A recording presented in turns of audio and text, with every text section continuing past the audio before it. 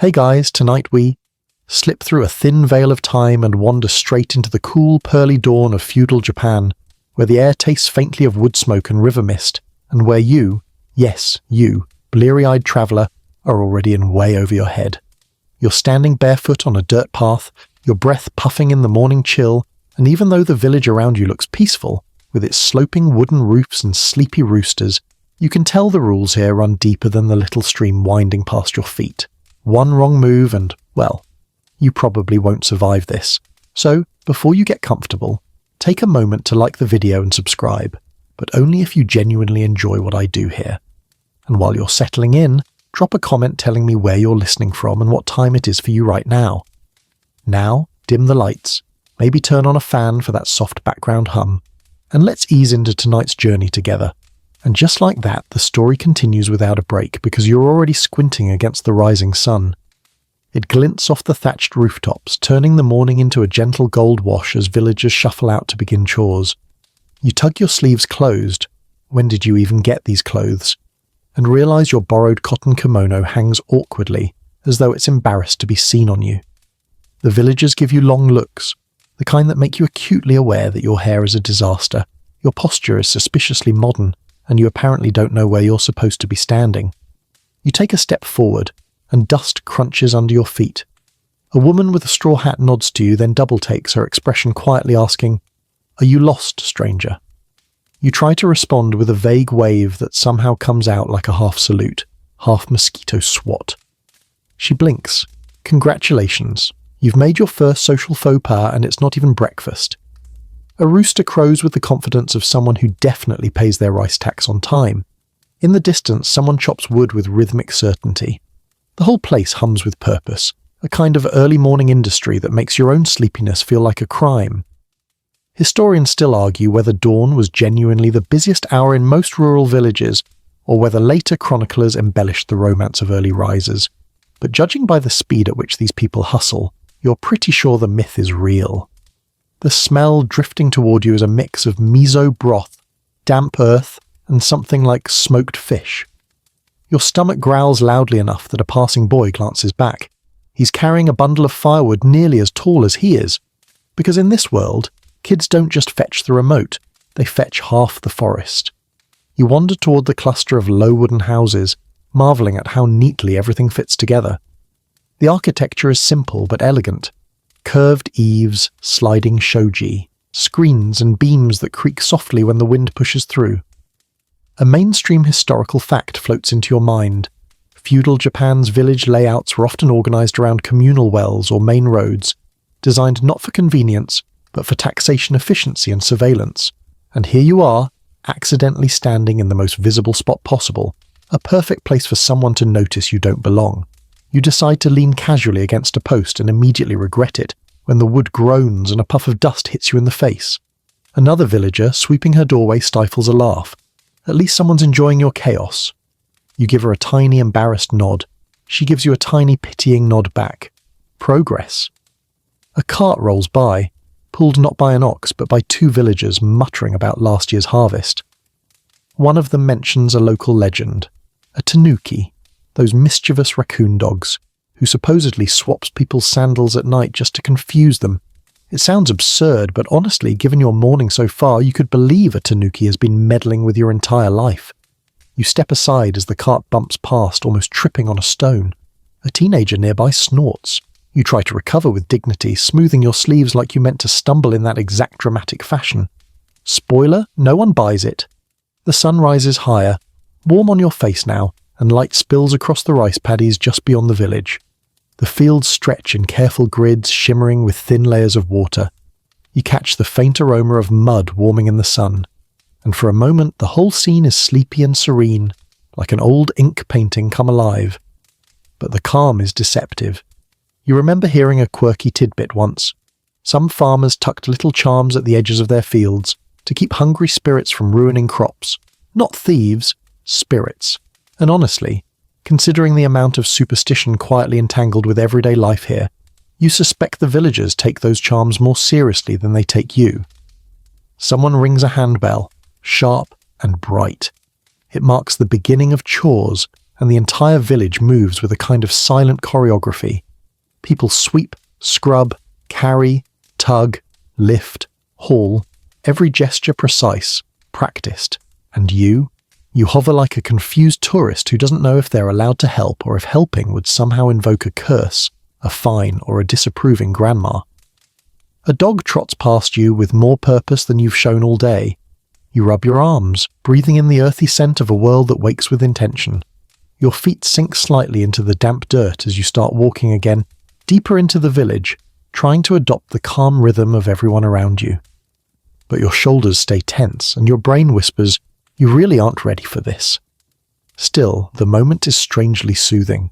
The sunlight, the quiet bustle, the far-off sound of bamboo clacking in the wind. You take one more step into this unfamiliar life, aware that the week ahead will demand far more from you than this gentle morning. But for now, breathing slow, you simply keep moving, trying to blend in with a world that's already shaping itself around you. You continue along the dusty footpath, still trying to shake off the awkwardness of your first few minutes in this world, when a pair of villagers approach, an elderly man with a stooped back, and a young woman carrying a woven basket. You brace yourself, determined not to repeat whatever that earlier half-salute thing was. The old man stops in front of you, waiting. You feel it in the air.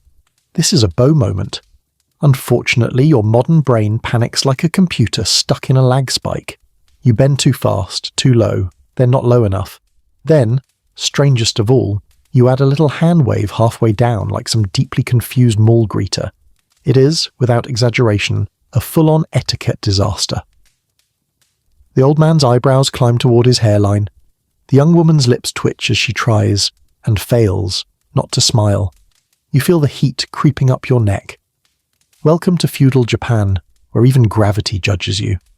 You straighten up and try to pretend everything's fine, but people here have been bowing correctly since childhood. They can smell clumsiness from 3 rice paddies away. One of the few mainstream historical facts you do remember about this place is that bowing wasn't just politeness, it was social currency. Bow too casually to someone above your rank and you insult them. Bow too deeply to someone below your rank and you confuse everyone. Bow at the wrong time and, well, you just did that. Congrats. The old man mutters something under his breath, but his tone isn't hostile, more like amused resignation. You're the kind of tourist that stories get written about. He offers a modest bow in return, measured and gentle, then continues down the path. The young woman gives you a friendly grin before following him, maybe charmed by your catastrophic earnestness. Small wins. You exhale, long and dramatic. A chicken nearby seems to cluck judgmentally. You ignore it. As you walk, you start observing how the locals bow to each other. Some are tiny nods, barely movements at all. Others are slow and respectful, almost choreographed. You notice how they time their bows, just after making eye contact, just before greeting. Everything has rhythm, everything has layers. You try to copy a passing farmer's bow, practicing the angle and pacing. It feels silly, but honestly, you're grateful to be learning anything. Just as you're about to try another one, a trio of kids run by, laughing, and one mimics your earlier half-wave bow with exaggerated dramatic flair. His friends giggle uncontrollably. You decide to pretend you didn't hear that. A breeze carries the scent of charcoal and steaming rice. Somewhere nearby, someone is singing, softly, liltingly. It makes the entire village feel warmer, cozier. You keep walking, catching glimpses of morning routines. Women fetching water at the well, men checking the bamboo fences, grandmothers scolding anyone within a 10-foot radius. The air is crisp and the sunlight reflects off the water buckets, turning the scene pleasantly hazy. You're getting the hang of watching without intruding, until a man in a tidy kimono steps into your path. He's probably a minor official. His posture says, authoritative, and his eyebrows say, don't mess this up. This time you bow slowly, carefully, almost reverently. Too reverently. He blinks in surprise. You realize, only after committing fully, that you've just bowed like he's the daimyo himself. The mistake echoes in the silence between you. He clears his throat. Much respect, he says awkwardly, trying to match your intensity with a smaller, confused bow. A solid 2 out of 10 on his embarrassment scale. A devastating 9 on yours. You stammer something like, good morning, but he's already moving away, glancing back as though wondering if you're a wandering monk experiencing an existential crisis. The moment lingers in your mind as you walk on. You wonder, briefly, if people in the Edo period ever discussed embarrassing bows with their friends. Maybe they did. Maybe they gathered around the hearth and whispered, "Remember that guy who bowed at me like I was the shogun? What a day!" A quirky tidbit flashes back to you. Something about how certain samurai schools taught multiple bowing styles, including a special version used only when greeting someone with incredibly high status. You apparently use that one on the village notary. Great job, fearless time traveller. Yet for all your fumbling, you start developing a rhythm. You stand straighter, you watch people's eyes, you test little nods, you even manage a polite greeting to an older woman carrying herbs, and she responds with a warm, approving smile. That alone almost feels like a badge of honour. Near the edge of the village, you spot a group gathering beneath a cedar tree. Men, women, elders, children. They're practicing bows together in synchronized sets, almost like morning Tai Chi but with folding spines. You approach carefully, keeping your distance, and watch. Their motions are fluid, peaceful. Birds chirp overhead. The soft crunch of feet on dirt forms a gentle rhythm. Watching them, you feel something shift, slowly, subtly, inside you. The etiquette here isn't about perfection. It's about connection, harmony, and presence. It's a quiet form of communication, like saying "I see you" with your whole body. Historians still argue whether these group etiquette sessions were truly common, across all rural villages, or mostly recorded in more formalized towns. But standing here, watching these villagers practice together, you believe there's truth in both versions. Maybe some communities did this weekly. Maybe others did it only before festivals. But here, in this moment, it feels natural. You try to mimic the group's motions from afar, bending your knees a little, lowering your eyes. Your timing is off. You bow half a second too late, then half a second too early. But the kids in the group glance at you and giggle instead of mock. Progress again. Eventually the group disperses, drifting toward their respective morning tasks. You follow the path back toward the village centre, walking more confidently now. The sun has risen fully, warming your shoulders. Even the chickens seem less judgmental. As you pass a set of wooden houses, a man nods to you. You return the nod. Simple, clean, exactly the right depth. And he smiles, satisfied. It's the first time someone has given you that kind of "yep, you did that right" expression. You inhale slowly, letting the warm mix of pine, smoke and sunlight fill your lungs. Just 1 hour ago you were a bowing disaster zone. Now you're, well, slightly less disastrous. And in feudal Japan, that counts as growth. You make your way toward the edge of the village, where the houses thin out and the wide, shimmering rice paddies begin. The morning sun glints off the standing water, turning each narrow row into a mirror. It's beautiful, peaceful even. But the moment you step closer, the serenity gives way to the low murmur of stress radiating from the farmers working knee-deep in mud. You can practically taste the anxiety in the air, like steam rising off a pot that's about to boil over. You don't know it yet, but you're about to learn why the villagers' smiles are warm, their bows are polite, and yet everyone's shoulders are just a little too tense. The truth sits on the horizon. Rice tax season. A farmer near you slaps a mosquito off his arm, lifts his head, and gives you a nod. You return a moderately successful bow. Nailed it, thank you very much, and he gestures for you to come closer. You approach, careful not to trip on the raised embankments between paddies. The mud squelches under your sandals with a confidence you definitely don't share. The farmer grins, amused by your cautious tiptoeing. "Careful," he says, pointing to the waterlogged field. "Lose a sandal in there and it's gone until next harvest." You believe him instantly. This mud looks like it's eaten more shoes than you've owned. He motions toward the paddies stretching into the distance. "Every grain matters," he explains, wiping sweat from his brow. "The village owes rice to the daimyo. If we fall short—" He doesn't finish the sentence, but the way his face scrunches says enough. "You've heard of this? The rice tax, or nengu, a mainstream historical fact. Villages didn't just gift rice to their lords out of goodwill. It was mandatory. Rice was currency, status, power. And every year inspectors would show up to measure the yield with unsettling enthusiasm. One bad season could wipe out a family's reserves. You suddenly understand why even the rooster earlier looked stressed. The farmer sighs, shoulders sinking like a man who's been carrying invisible weight for years. Historians still argue whether the tax demands were harsher in mountain villages or coastal ones, he says absently, scratching his chin. All I know is it's too much everywhere. You blink. Did he just deliver the debate for you? Bless this man. You watch him scoop muddy seedlings and place them with practiced motions into the soft earth. His hands move rhythmically, almost meditatively. You try copying him. You bend down, grab a cluster of seedlings, and immediately drop half of them. He chuckles, gently rescuing them before they drown. You aren't built for this, he teases. Honestly, you say, I barely survived bowing. He laughs loudly, startling a nearby heron that flaps away in dramatic offence. A glimmer of pride sparks in your chest. You, a humble, time-lost wanderer, have made someone laugh on purpose. You attempt planting again, this time sticking one seedling into the mud with exaggerated care. It leans sideways, looking depressed. The farmer squints at it and says, "It's trying." You decide to take that as praise. Around you, the paddies buzz with life, frogs croaking, dragonflies skimming the water, farmers calling instructions to one another. The air smells like warm mud and sunlight, a fragile balance between pleasant and should I wash my hands immediately? A woman nearby calls out, "Watch your step, traveller. Last season's fields are soft." She waves her hand, motioning toward a patch that looks exactly like all the others to you. You nod vigorously as if you can tell the difference. You can't. Step there and you're sinking to your knees. Step here and you're only sinking to your ankles. Huge improvement. One young farmer tells you a quirky tidbit as he pats the mud around a seedling. Some people swear that talking nicely to the rice helps it grow stronger. They whisper to it at night. You raise an eyebrow. Like rice ASMR? He shrugs. If it works, it works.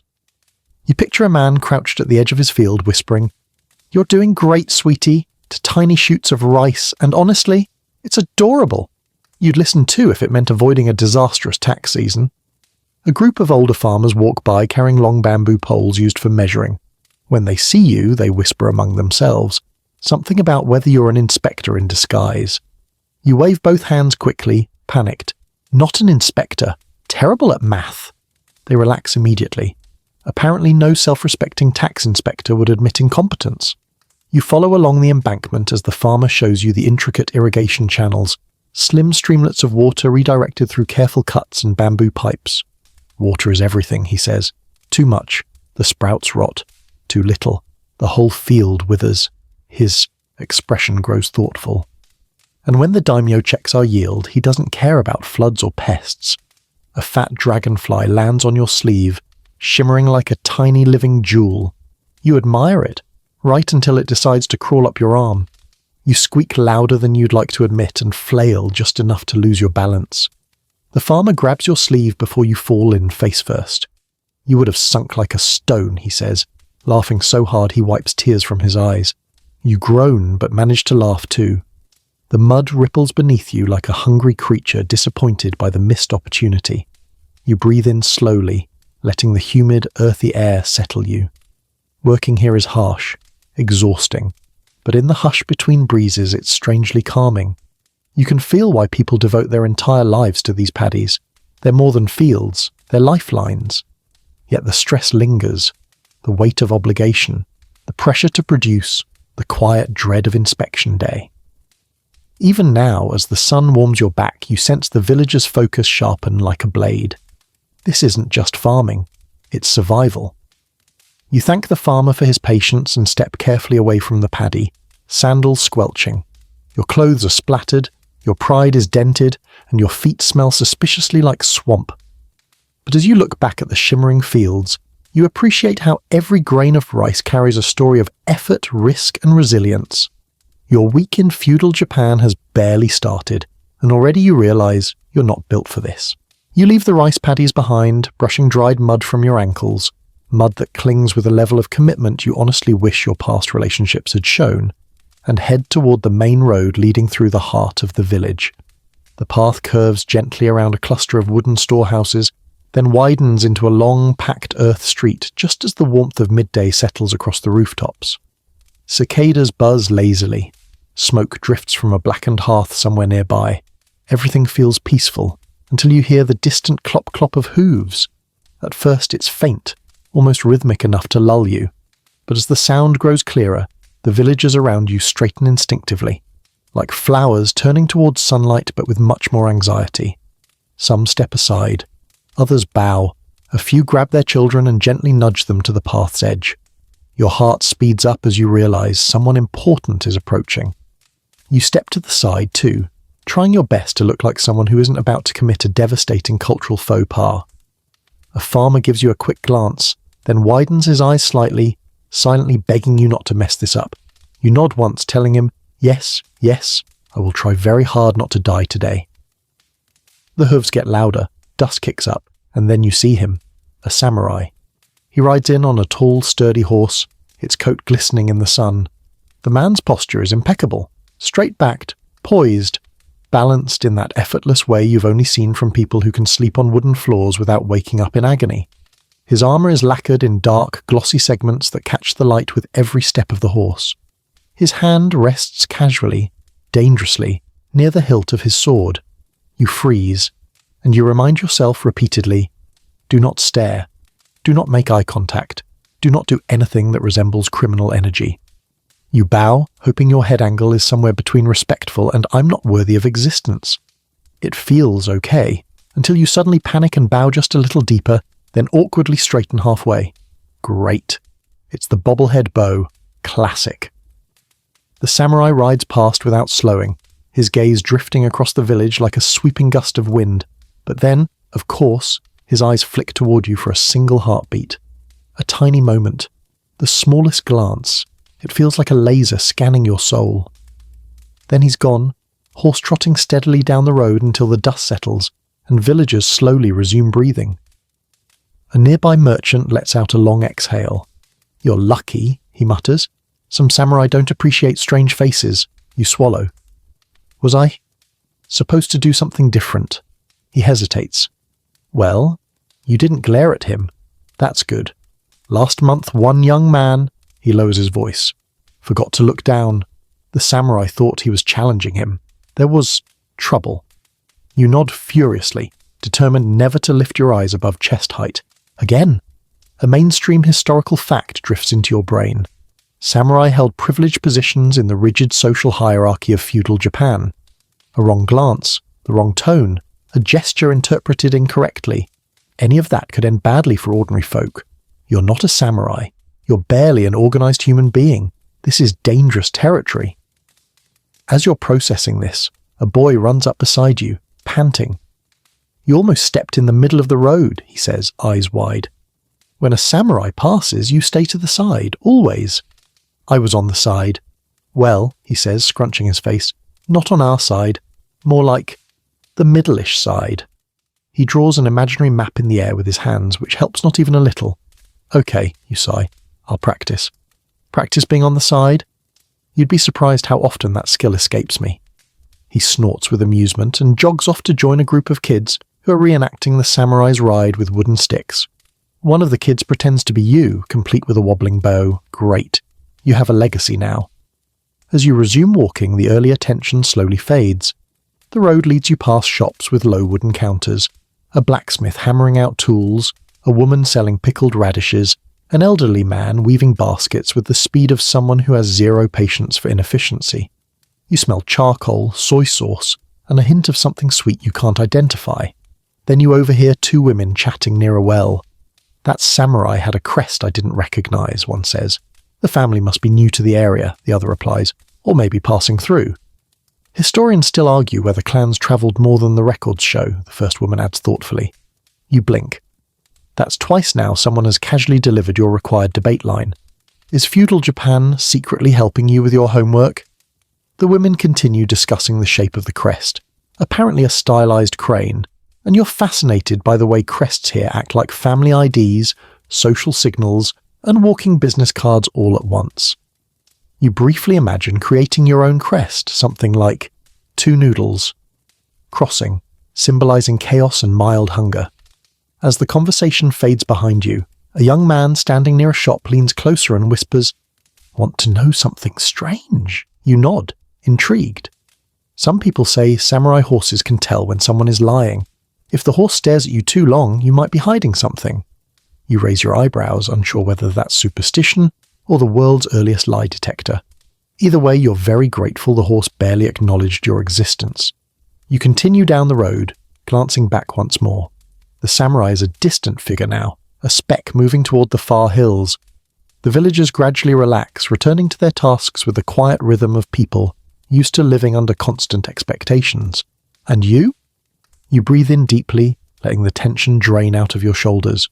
You survived your first samurai encounter with minimal humiliation and 0 sword-related injuries. That alone feels like a monumental achievement. Still, your heartbeat hasn't quite settled.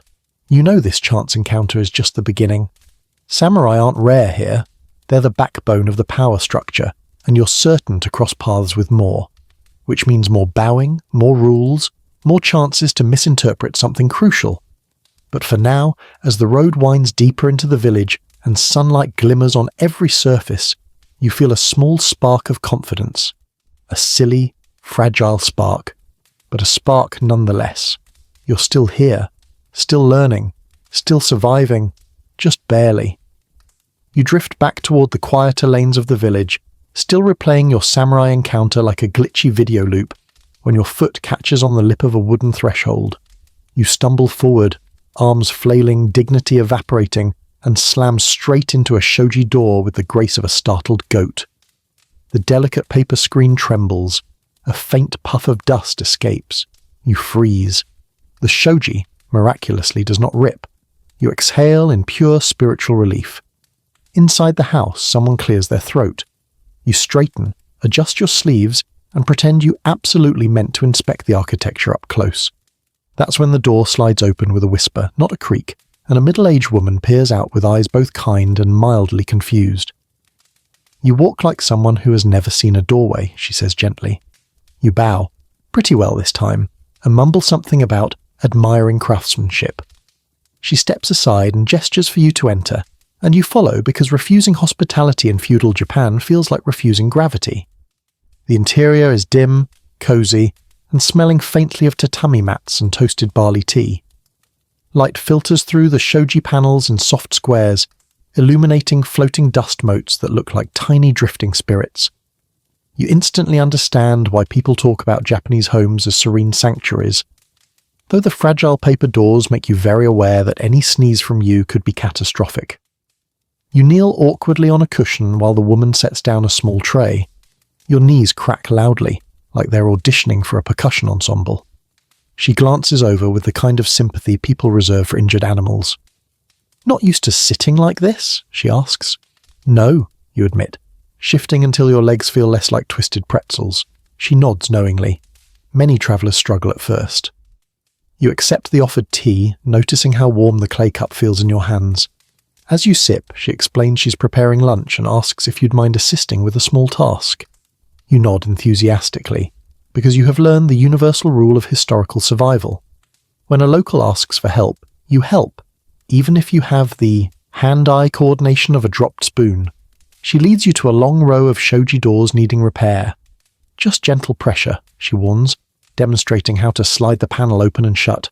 You try, it sticks. You try again, it pops off the track entirely. You catch it, but only barely, and hold the frame like a panicked waiter balancing an oversized tray. This is fine," you insist, voice squeaking like a bamboo flute being stepped on. She calmly takes the panel from your shaking hands and slides it back into place with a motion so smooth it may qualify as magic. "These doors require respect," she explains. "Too fast, they jam. Too slow, they tilt. Too forceful, they break." Her tone is peaceful, not scolding. It's like she's giving you life advice disguised as home maintenance. A mainstream historical fact surfaces in your mind. Shoji screens weren't just decorative. They regulated light and airflow in homes with no glass windows. Entire families relied on them to keep rooms warm in winter and cool in summer. With how fragile they are, it's amazing they survive daily life, especially daily life involving people like you. As you move to help her with the next screen, a little boy scurries past holding a roll of thin washi paper. "For patching holes," he explains proudly. "Papa says last week's storm tore 3. You smile and ruffle his hair, accidentally leaving a small bit of mud on his forehead. He doesn't seem to mind. The woman sighs fondly. Washi is strong if you treat it well.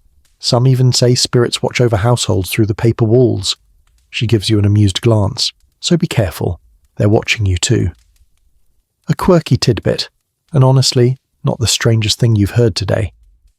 You glance at the nearest shoji panel, half expecting a tiny ghost to peek back. Nothing. Probably. As you practice sliding another door, you finally find a rhythm. The wooden frame glides smoothly, almost satisfying. You let out a tiny triumphant "Ha!" right before bumping the frame again and causing it to rattle loudly. From another room, someone calls, "Is something breaking?" "No!" you both shout at the same time. The woman smiles politely at you, the smile of someone reevaluating whether letting a complete stranger touch her home was wise. While she returns to her cooking, you wander farther inside, noticing how the afternoon light shifts gently across the tatami floors. The rooms are separated not by thick walls but by these delicate shoji partitions, creating a sense of openness. You can hear distant murmurs, soft laughter, and the rhythmic chopping of vegetables. Historians still argue whether typical rural homes use more paper walls or wooden dividers, since the archaeological record is patchy and surviving structures often belong to wealthier families. But here, in this modest household, paper clearly rules the space. It makes every sound more intimate, every whisper a shared secret. You return to the main room and kneel again, attempting a graceful sit. Your foot cramps immediately. You yelp, a tiny, dignified yelp, and the woman hands you a small folded cushion. "For beginners," she says. You accept it gratefully. As lunch is set out, you're struck by the simplicity. Rice, pickles, a bowl of miso soup, and a few slices of simmered daikon. The aroma is earthy and warm. You thank her deeply, managing a bow that feels almost natural. While you eat, she repairs a torn shoji panel with practiced ease, dabbing paste, smoothing fresh washi, trimming the edges. You watch, mesmerized by how something as delicate as paper becomes part of the home's strength. When you stand to leave, she hands you a tiny scrap of washi paper folded into a neat little square. "For good luck," she says, "and maybe, so the spirits know you're trying." You tuck it into your sleeve like a talisman, bow to her with genuine gratitude, and step back into the sunlit afternoon.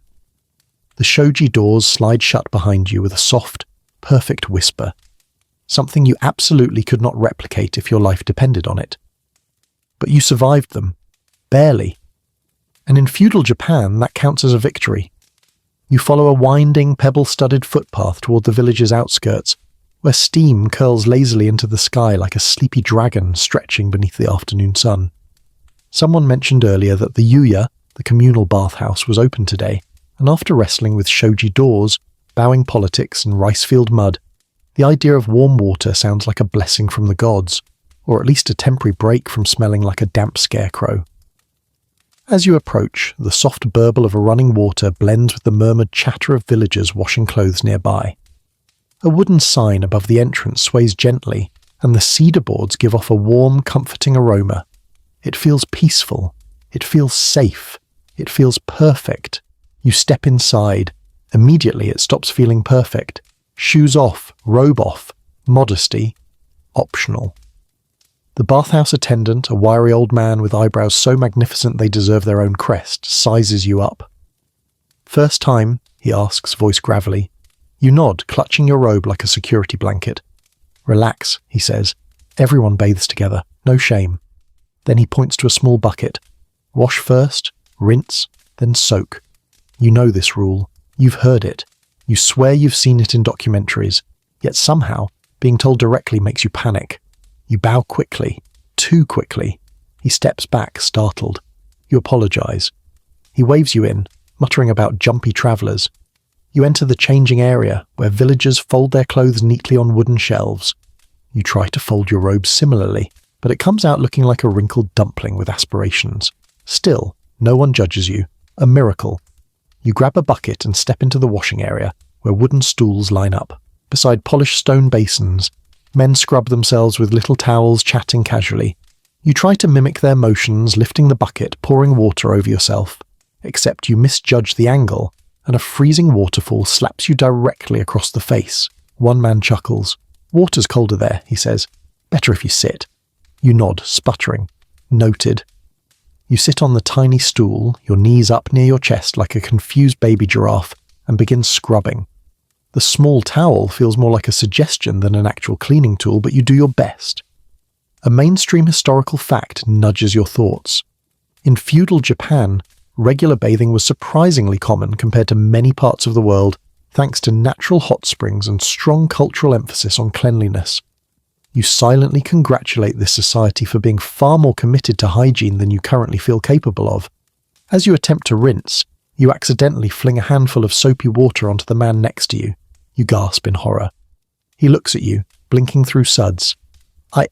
I'm so sorry." He wipes his face, then shrugs. "Happens." He pats your shoulder. "Beginner luck." You laugh weakly. Beginner unlucked, more like. When you've scrubbed yourself to the approximate cleanliness level of a well-intentioned potato, you shuffle toward the soaking pool. The steam rises in thick curls, the water shimmering in shades of jade and amber. People sit silently along the edges, submerged to their collarbones, eyes closed, faces serene. This is the moment. You dip one toe in. It's hot. Like, my skin is being politely roasted. Hot. A few villagers glance over as you jerk your foot back, cheeks puffing in discomfort. You try again, easing in slower, letting your body adjust. After a few painful seconds, warmth floods through your muscles, melting tension you didn't even know you carried. Your shoulders drop, your lungs expand, your brain stops screaming. This soak is bliss. You sigh, a long, melodramatic sigh that makes the man across from you chuckle. "Feels good, doesn't it?" he asks. "Amazing." "Better after the tax season." He closes his eyes, leaning back. "During harvest, this is the only hour anyone stops worrying." You nod, letting the water wrap around you. A quiet moment stretches. The pool ripples gently. It should be perfect. Would be perfect if you weren't absolutely positive you're doing something incorrectly. Sure enough, a few minutes later, you learn what it is. A group of elders enters, bowing politely before stepping into the bath. You bow too, but you bow while sitting. In water. This creates a tiny tidal wave that splashes directly onto the stone floor. All conversation stops. The elders stare at the wet splash. Then at you. You freeze, half submerged, feeling like a misbehaving goldfish. One elder clears his throat. "Respectful," he says slowly, "but unnecessary." You apologize so. Softly you sound like a leaking kettle. The other bathers chuckle kindly and the tension breaks. Someone pats your shoulder. "You're learning," he says. "Learning very loudly," someone adds, and laughter echoes through the steam. Just as you begin relaxing again, a young man leans over and whispers, "Want to hear something odd?" You nod carefully. Some say the village's old bathhouse was once home to a Zashiki Warashi, a child spirit that lives in tatami rooms. They say it used to knock over buckets whenever someone lied. You blink. "Does it still visit?" He shrugs. "Who knows? Spirits come and go." You glance suspiciously at a bucket near the wall. It remains still. Good. No supernatural bath time interruptions today, thank you. As you soak, villagers drift into quiet conversation. They discuss the weather, the crop prospects, and that samurai who passed through earlier. Someone debates whether he wore armor from the Kaga region. Someone else insists it was from the Awari style. Historians still argue whether regional armor differences were easily recognizable to common folk, but these villagers speak with the confidence of people who've watched one too many samurai stroll by. You close your eyes, letting yourself drift. The steam curls around your face, your heartbeat slows, your mind softens like warm mochi. The sounds of splashing, murmured conversation and dripping water blend into something almost hypnotic. Eventually the water cools and the villagers begin to leave. You step out carefully, trying not to slip, because nothing ruins relaxation faster than becoming a bathhouse statistic, and dry yourself with a towel that feels inexplicably smaller than science allows. As you dress, the attendant nods at you from the doorway. "Not bad for a first visit," he says. "Only one splash incident." You grin. "I'll try to reduce that next time." "Please do. My floor thanks you." You bow, standing this time, and step back into the golden afternoon air. Your skin tingles with warmth, your muscles feel loose, and your mind feels just a little steadier. You survived the bathhouse. Barely. and as you walk down the path, steam still drifting from your sleeves, you carry with you a tiny folded washi charm, clean skin, and the proud knowledge that you didn't break a single door today. Progress! Night drapes itself slowly over the village, sliding down from the hills like a silk curtain being drawn by invisible hands. The sky bruises into deep blue, the kind that makes the stars look shy at first, then gradually bold. Lanterns flicker to life one by one, their warm glow turning wooden homes into soft amber-lit beacons. You breathe in the cool evening air, lighter now after the bathhouse, your skin still radiating residual warmth. And for the first time all day, you feel almost relaxed. Almost. Because just when you start thinking this might be the first peaceful night of your stay, a sharp, hollow clack, clack, clack, clack, clack echoes across the village. You jump. A few villagers don't even flinch. One man calmly sets down the bucket he was carrying, adjusts his sash and says, "Ah, night watch has started." Right. The Omawari, night watchmen who patrol the village to warn residents about fire, bandits, or anything suspicious enough to ruin your evening. You knew this vaguely from books, but hearing it in person is a whole different experience. The sound is unsettling, like a wooden heartbeat reverberating through the entire settlement. You walk toward the noise, curiosity tugging at your sleeves. As you round the corner of a row of houses, you spot the watchmen, two middle-aged villagers wrapped in short jackets, carrying lanterns in one hand and a pair of wooden clappers, hyoshigi in the other. With every few steps, they raise the clappers and strike them together, the sharp sound cracking through the night air. The children nearby don't seem bothered at all. One is even mimicking the rhythm with two sticks. Meanwhile, you're flinching like someone set off a firecracker behind you. One watchman looks over. "You're new," he observes. "First time hearing this?" "First time hearing anything that sounds like my soul trying to escape my body," you admit. He chuckles. "It's loud for a reason. Fire is the greatest danger after dark." He points to a nearby house. One stray ember, and the whole row could burn. A mainstream historical fact flashes in your mind. Wooden architecture, paper walls, and open flames made fire prevention a constant worry in feudal Japan. Entire neighborhoods could vanish in minutes. Suddenly the loud clacking feels a lot more reasonable. But before you can appreciate that practicality, the watchmen strike the clappers again. Clack, clack, and you jump so violently you nearly kick your own sandal off. A passing teenager snorts into his sleeve. You continue walking with the patrol, trying to match their slow, steady pace. They check shutters, peer down alleys, and exchange nods with villagers who leave doors slightly open to greet the cool night air. The watchman's lanterns sway gently, painting the dirt road in shifting pools of gold. One of them tells you, "Sometimes we also scare away spirits." You blink. "Spirits?" He nods solemnly. "Fox spirits, raccoon dog spirits, wandering shadows. The hyoshigi keeps them from lingering." A quirky tidbit, and honestly, 100% believable in a world where you've already been warned about paper wall ghosts and rice-field whispers. You glance into the darkness between two homes just to make sure no trickster tanuki is staring back. Nothing, just shadows and crickets. The patrol moves on. As you follow, the sound becomes oddly soothing. The rhythmic clacking, the rustling leaves, the distant splash of someone washing dishes outdoors. They blend into a sleepy evening soundtrack. You feel your shoulders loosening, your steps quieting. You turn down a narrow lane lined with bamboo fences. The wind brushes through the stalks, creating soft rustles that sound almost like whispered conversations. One villager is lighting a final lantern outside her home. She bows to the patrol, then glances at you with curiosity. "You're travelling alone?" she asks. "Yes," you answer, learning slowly. She smiles. Patrols are good company. They know every rumour in the village. The watchman laughs softly. One raises his clappers. "Speaking of rumours," he motions for you to lean in. "Last month," he begins, "someone claimed they saw a shadow moving across the rooftops. Too fast for a thief, too heavy for a cat." "A fox spirit, maybe," the other suggests. "Or a ninja," someone else offers from a doorway. Historians still argue whether ninjas were as common as folklore suggests, or whether they were overhyped by later storytellers. But you're not going to say that out loud. You simply nod wisely, as though rooftop shadows are a completely normal topic for a relaxing nighttime stroll. The clappers strike again, loud, crisp. echoing off the houses, and that peaceful moment you were clinging to, gone. Vaporized by sound, you decide to keep your distance while they clack again.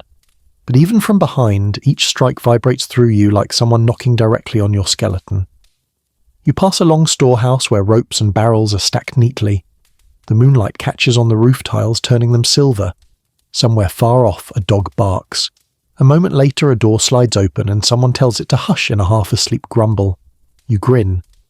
Life here is so ordinary, so routine, and yet every sound feels amplified by the fragile construction of the homes. It's as if the whole village is breathing lightly, afraid to disturb the night. You continue deeper into the settlement, following the patrol past a small shrine tucked between houses. The faint smell of incense lingers in the air, even though the offering candles are long burned down. A bundle of paper fortunes flutters in the breeze, whispering faintly. You pause. The night feels thicker here, quieter, like the air itself is listening. The watchmen slow too. This shrine, one murmurs, is said to protect against wandering spirits. You swallow. Good. Unless you insult it, the other adds matter-of-factly. You jerk your hands behind your back, as if that will hide your existence from divine scrutiny. I won't. Smart, he says. They move on.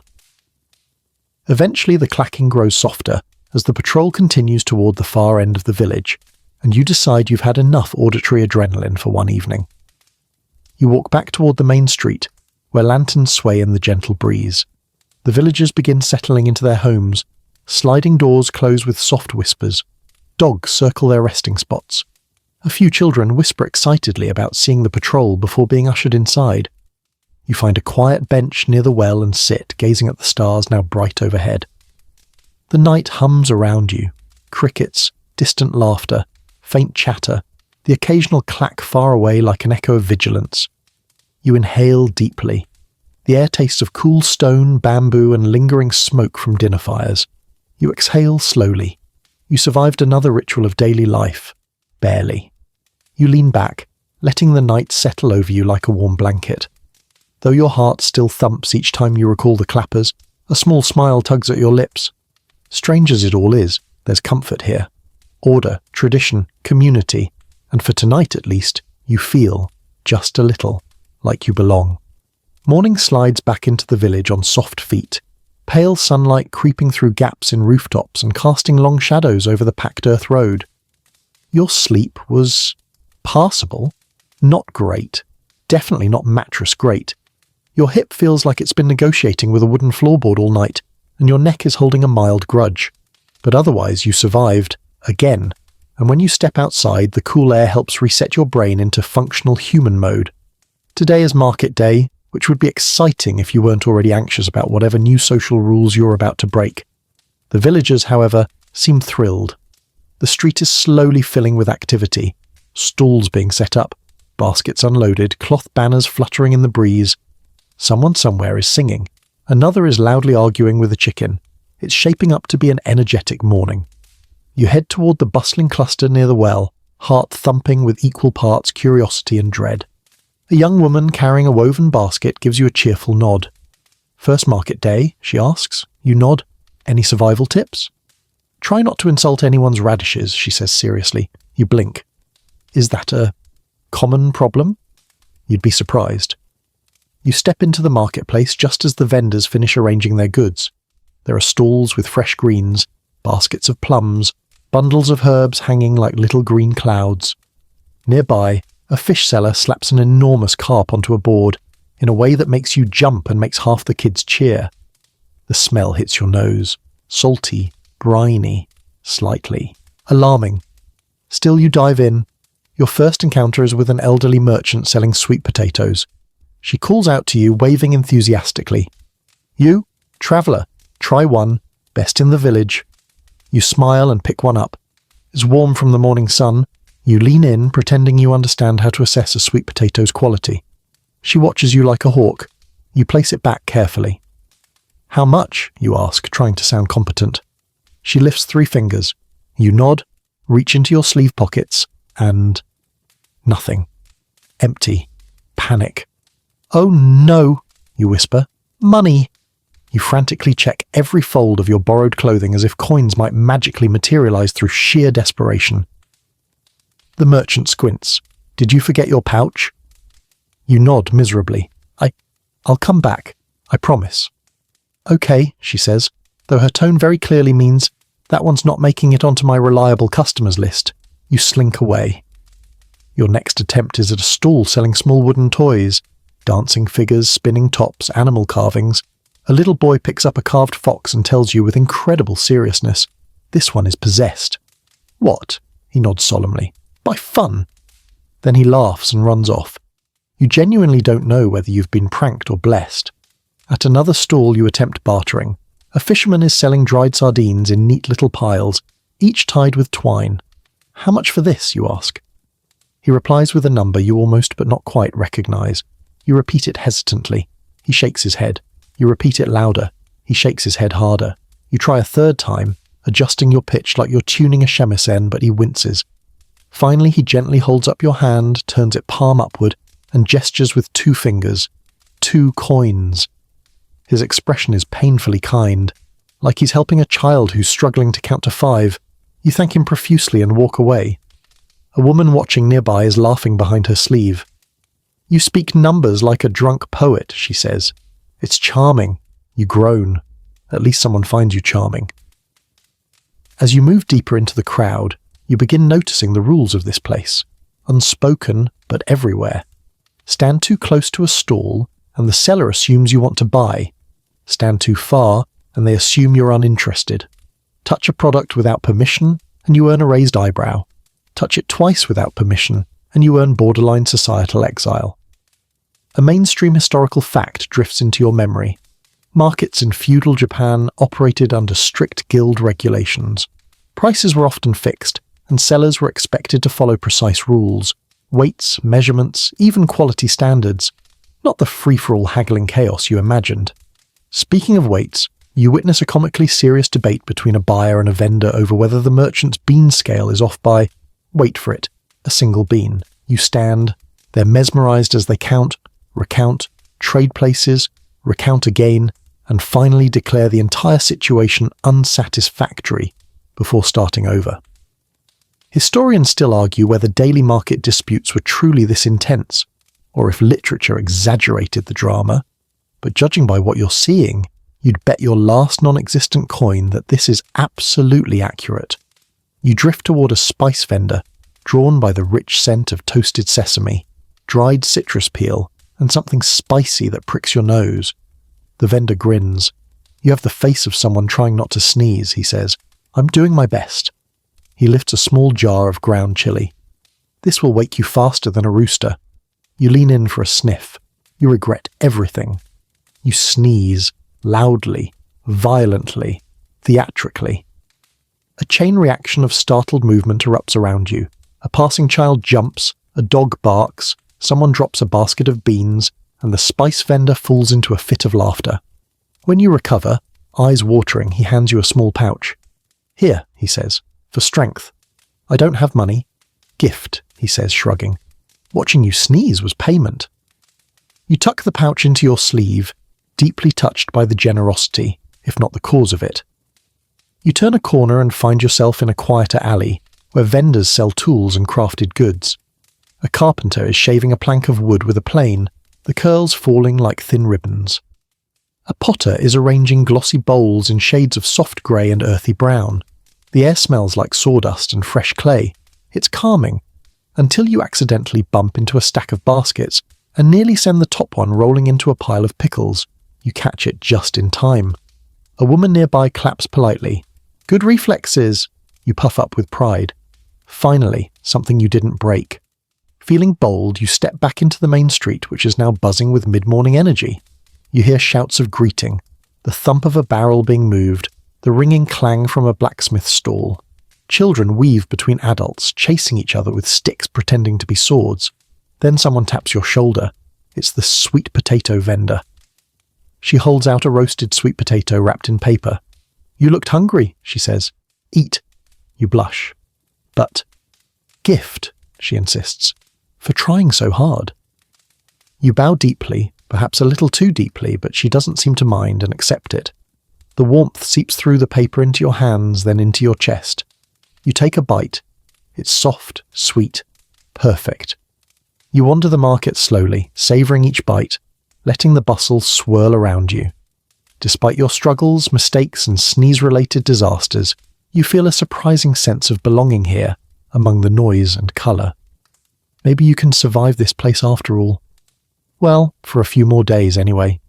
You leave the lively hum of the market behind, stepping into quieter side, streets where the traffic thins and the air smells faintly of sawdust and miso. Your sweet potato has warmed you from the inside out, and for a brief, glorious moment, you believe you've finally gotten the hang of village life. But then you turn a corner and walk straight into Merchant Guild territory. At first you don't realise it. The street looks normal enough. Wooden storefronts, hanging signs, neatly swept thresholds. But the atmosphere is different, sharper, more controlled. A group of merchants stands in a semicircle around a seated man with an abacus, all of them listening intently as he drones on about prices, quotas, and something involving soybeans. You pause, unsure if you've accidentally joined a business meeting. A man with ink-stained fingertips notices you. "Guild business today," he says. "Careful where you stand. Someone might think you're taking notes." You step back so fast you nearly trip on your own feet. More than one person turns to look at the disturbance. Great. Now you're an uninvited guest and a distraction. A woman in a crisp indigo kimono approaches. She looks official. Confident posture, precise movements, the kind of person who probably alphabetizes her rice grains. "You're new," she says, not asking so much as diagnosing. You nod. "Just wandering." "Wandering is fine," she replies. "As long as you don't interfere with guild matters, commerce is regulated here." Ah, you've stepped right into a merchant guild meeting, something you vaguely recall from those history videos you watched at 2 a.m. A mainstream historical fact surfaces. Guilds in feudal Japan, called Zor, controlled everything from who could sell a product to how much it should cost. Membership wasn't optional, prices weren't whatever you felt like shouting across a market stall, and stepping into guild space without knowing the rules was, well, exactly what you just did. You bow apologetically, and this time, miraculously, your bow is smooth, elegant, perfectly timed. The woman looks pleasantly surprised. "At least you show respect," she says. "Some travellers don't." A man across the group mutters, "Some travellers also try to sell things without permission." Several merchants nod grimly, as though remembering a particularly tragic turnip scandal. You raise your hands quickly. "I'm not selling anything, not even attempting math." A few people chuckle. You relax slightly. The woman gestures toward the gathering. "We are discussing weight standards for the next month. Too many merchants have been accused of using generous scales." "Generous, you ask?" As in, she lowers her voice, "the scales are generous to them." You nod like someone who totally understands commodity fraud. A nearby merchant, a short man with a stern moustache, leans closer and whispers, "Last season, one fellow tried to shave the bottom of his measurement cup, thought no one would notice." "Did they?" "The entire village noticed," he says flatly. He's still apologizing. You swallow. Guild politics, you realize, are not for the faint-hearted. As the discussion continues, you edge along the sidelines until you reach a quieter corner of the street. Here, stalls are arranged neatly, with goods displayed in perfectly aligned rows. A man sits cross-legged on a woven mat carving the tiniest wooden fox you've ever seen. When he looks up, his eyes twinkle with mischief. "You avoided the circle of doom," he says. "Is that what that was?" He nods sagely. "Guild meetings, loud opinions, silent grudges, very dangerous." "Is that exaggeration?" "Only slightly," he says. He offers you the wooden fox to examine. It's no bigger than your thumb. The craftsmanship is exquisite, every detail delicate. "I'm not a guild member," he explains quietly. "I'm an artisan, fringe of the fringe." He shrugs. "We don't get involved unless something affects our materials," he leans in conspiratorially. Historians still argue whether artisans should be considered merchants or something separate entirely. Depends who you ask. Guilds say yes, artisans say absolutely not, you grin. "And you?" "I say labels are exhausting." He hands you the fox. "Here, feel free to look." You hold it carefully, admiring the workmanship. You're about to return it when he waves a hand. "Keep it. You look like someone who needs a guardian animal. A guardian fox, he snorts. A guardian reminder not to walk into guild meetings. You tuck the little fox into your sleeve beside your washi charm. Your sleeve is becoming a museum of pity gifts. As you move on, you hear the guild members raising their voices again. No, no, no. If you lower the tofu price, the rice sellers will revolt. And if you raise it, the noodle makers will. Stop shouting, someone sighs. My ears are tired. You drift to another stall where a merchant is organising fabric bolts by colour. She's muttering to herself. Red next to red. No, that makes the blues jealous.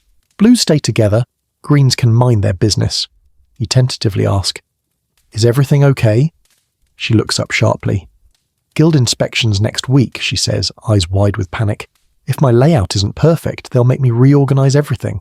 Last year they said my bolts were too close to the walkway. Too close! There was at least a hand's width of space. That sounds intense. She nods vigorously. They measure with sticks. You sympathise. Sticks sound aggressive. A teenage boy rushes past you carrying a stack of scrolls. Minutes from the last meeting, he shouts. Someone said the ink was smudged. They want to recount. The fabric merchant groans. They always want to recount. A dog wanders through the guild area, sniffing everyone's baskets. No one stops it. Apparently guild regulations do not apply to dogs. A quirky loophole. A quirky tidbit pops into mind. Some guilds in early Japan even regulated when merchants could open their shutters each morning. Imagine being fined for an enthusiastic dawn. You shudder. You're absolutely a shutters early type. The woman from before, the one with the impeccable kimono, approaches again. If you plan to buy anything here, she says gently, just ask the price. Do not guess. Do not haggle. Understood. And absolutely do not offer trade unless you belong to a guild. Definitely understood. Good. Someone once tried to trade a duck for a comb. Everyone was furious. You blink. Why? She sighs deeply. The duck was not guild approved. You stand still for several seconds trying to process that sentence. Eventually she smiles. You're learning. You bow. She bows. A mutual moment of understanding flickers between you, brief but real. As the guild meeting winds down, merchants return to their stalls. Prices are written, scales are calibrated, debates soften into chatter. You make your way back toward the main road, passing through the last stretch of guild territory. The atmosphere shifts again, less sharp, more relaxed. You survived. Barely. But as sunlight spreads across the rooftops and the market resumes its cheerful noise, you feel another piece of the village beginning to make sense. Slowly. Strange rules and all. And with your new guardian fox tucked into your sleeve, you walk on.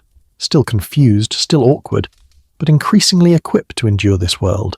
You wander away from the guild district with a relieved exhale, feeling like you've just escaped a bureaucratic labyrinth made entirely of scales, beans, and passive-aggressive merchants. The main road widens again, and the noise of everyday life returns.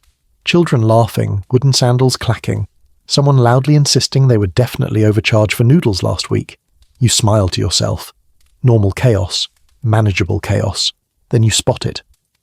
A small wooden sign painted with elegant brushstrokes. Cha Wu, Tea House. Your mood lifts instantly.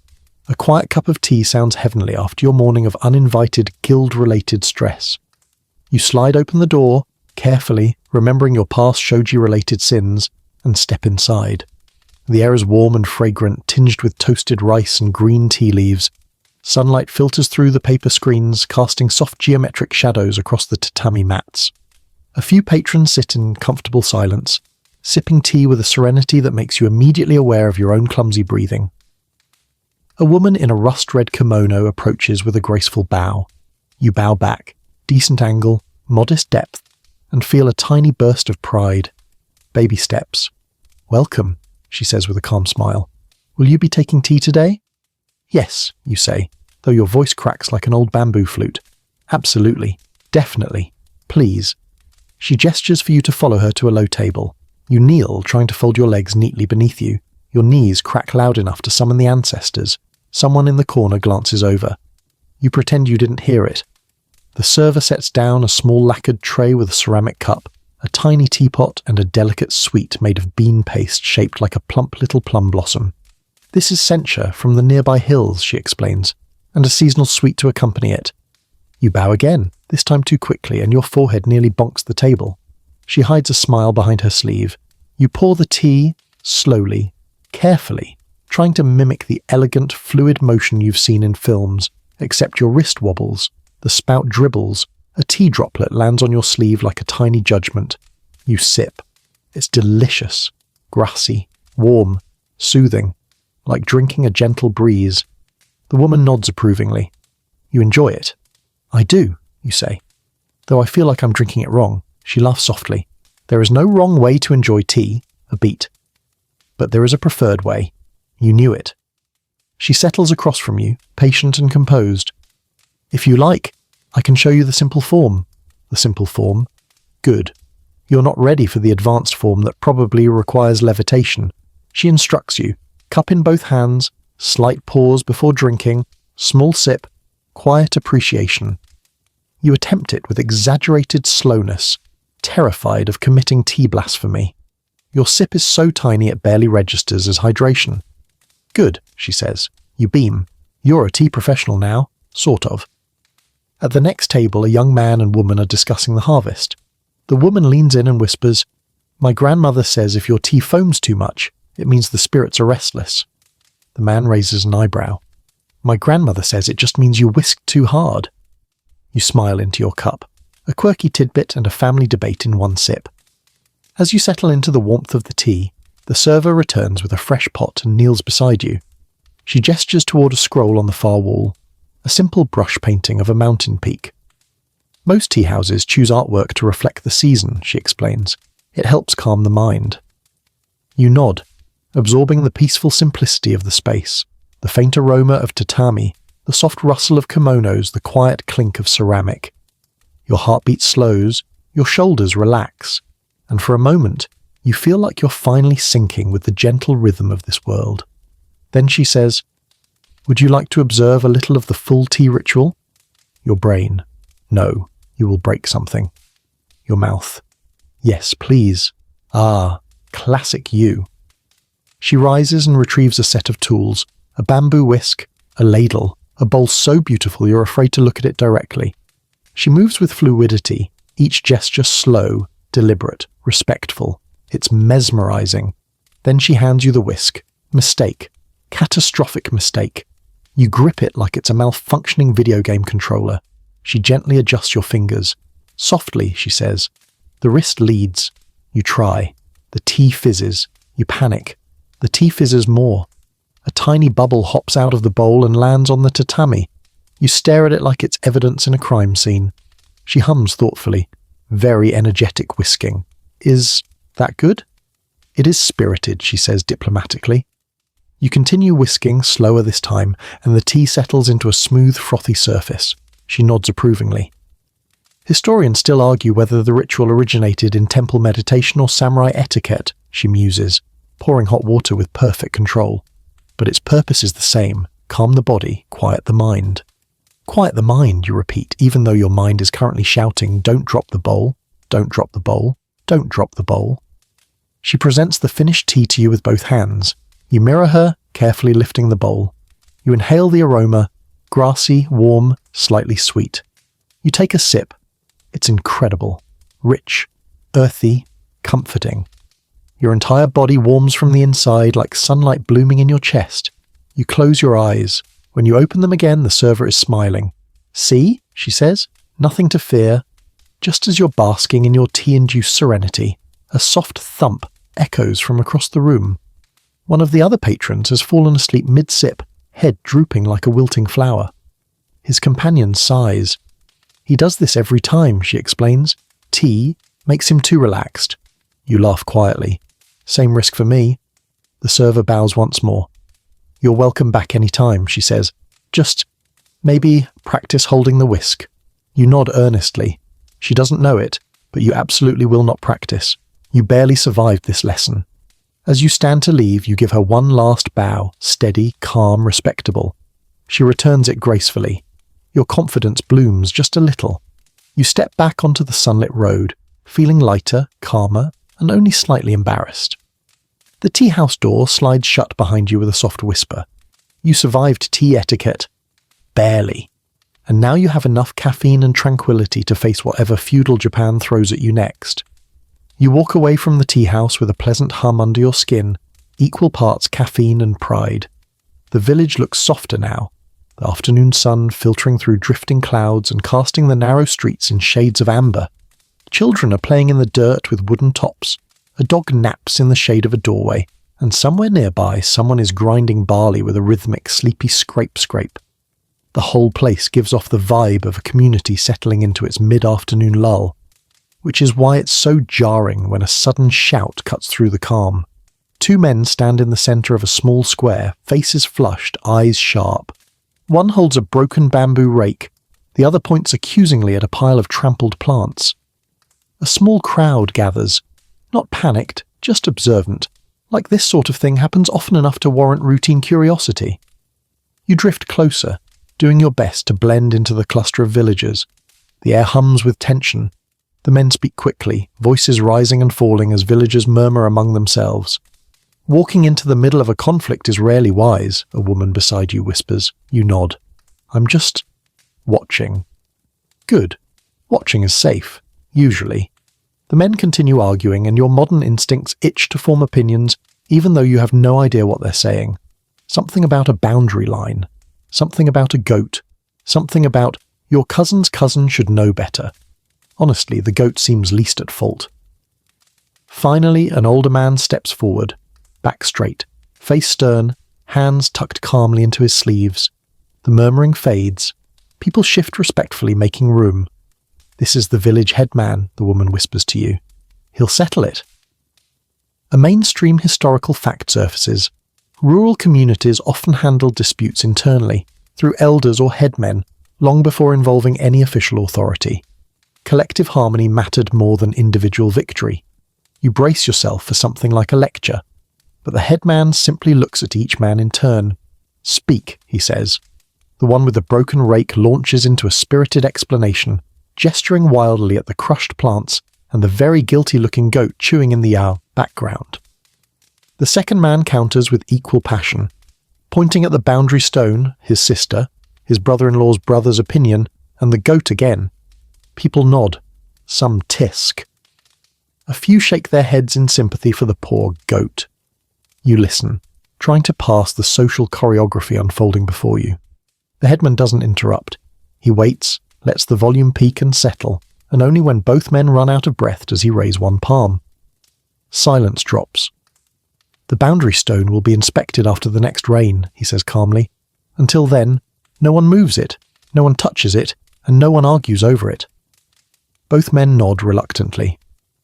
As for the trampled plants, he continues, each will compensate the other for whatever was lost, so neither benefit nor suffer unfairly.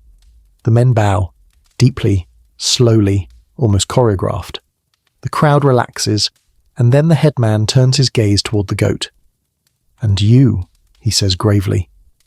The goat bleats. Everyone laughs. The tension evaporates like mist. Just like that, the conflict dissolves. Harmony restored. You blink. That's it? The woman beside you smiles. That's justice here. Small balance for small problems. Big punishments are for serious matters, and we work very hard to avoid those. You nod thoughtfully, admiring the quiet efficiency and how everything unfolded. No shouting matches, no threats, no escalation.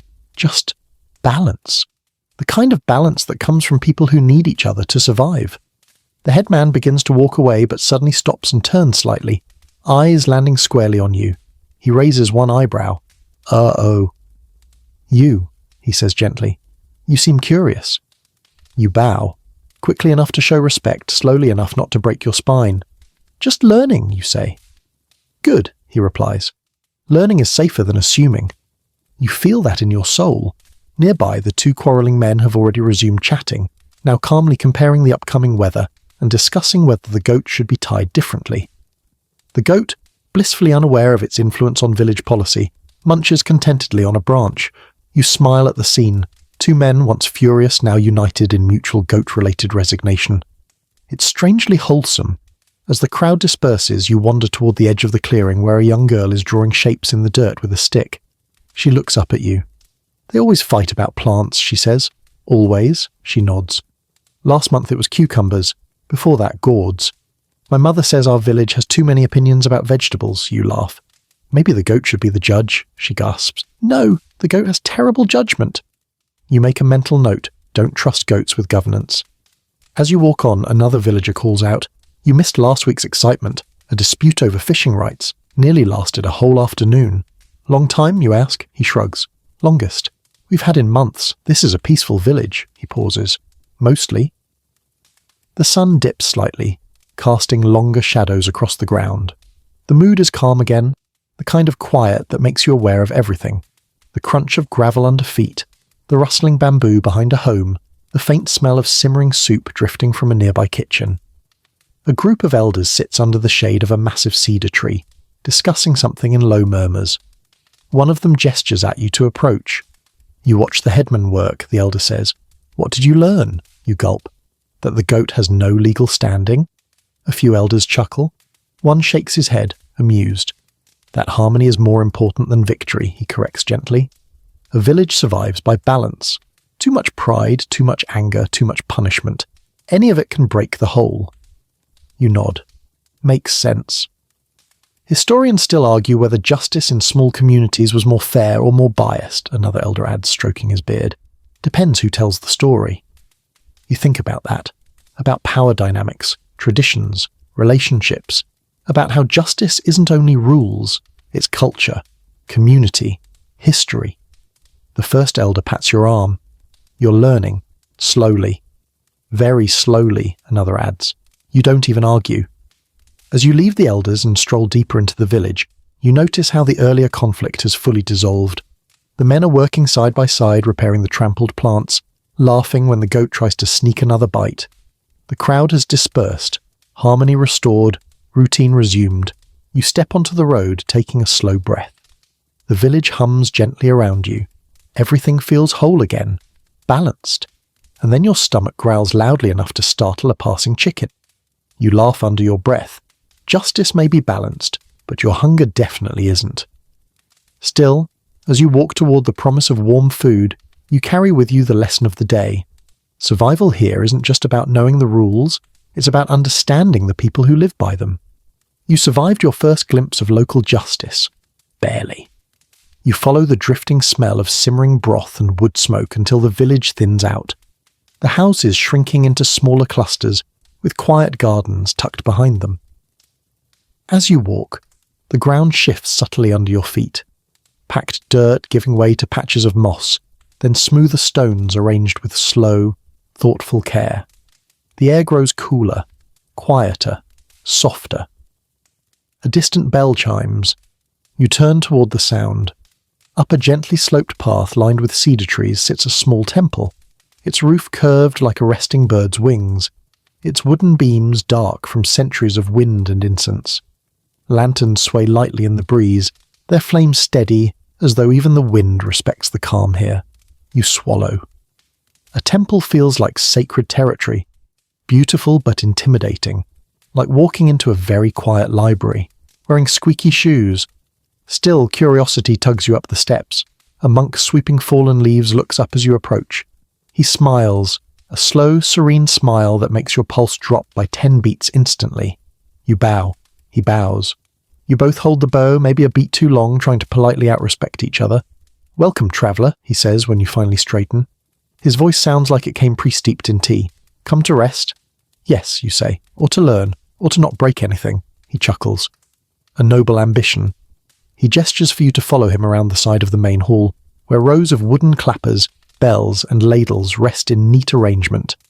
Purification first, he says, guiding you to the stone basin.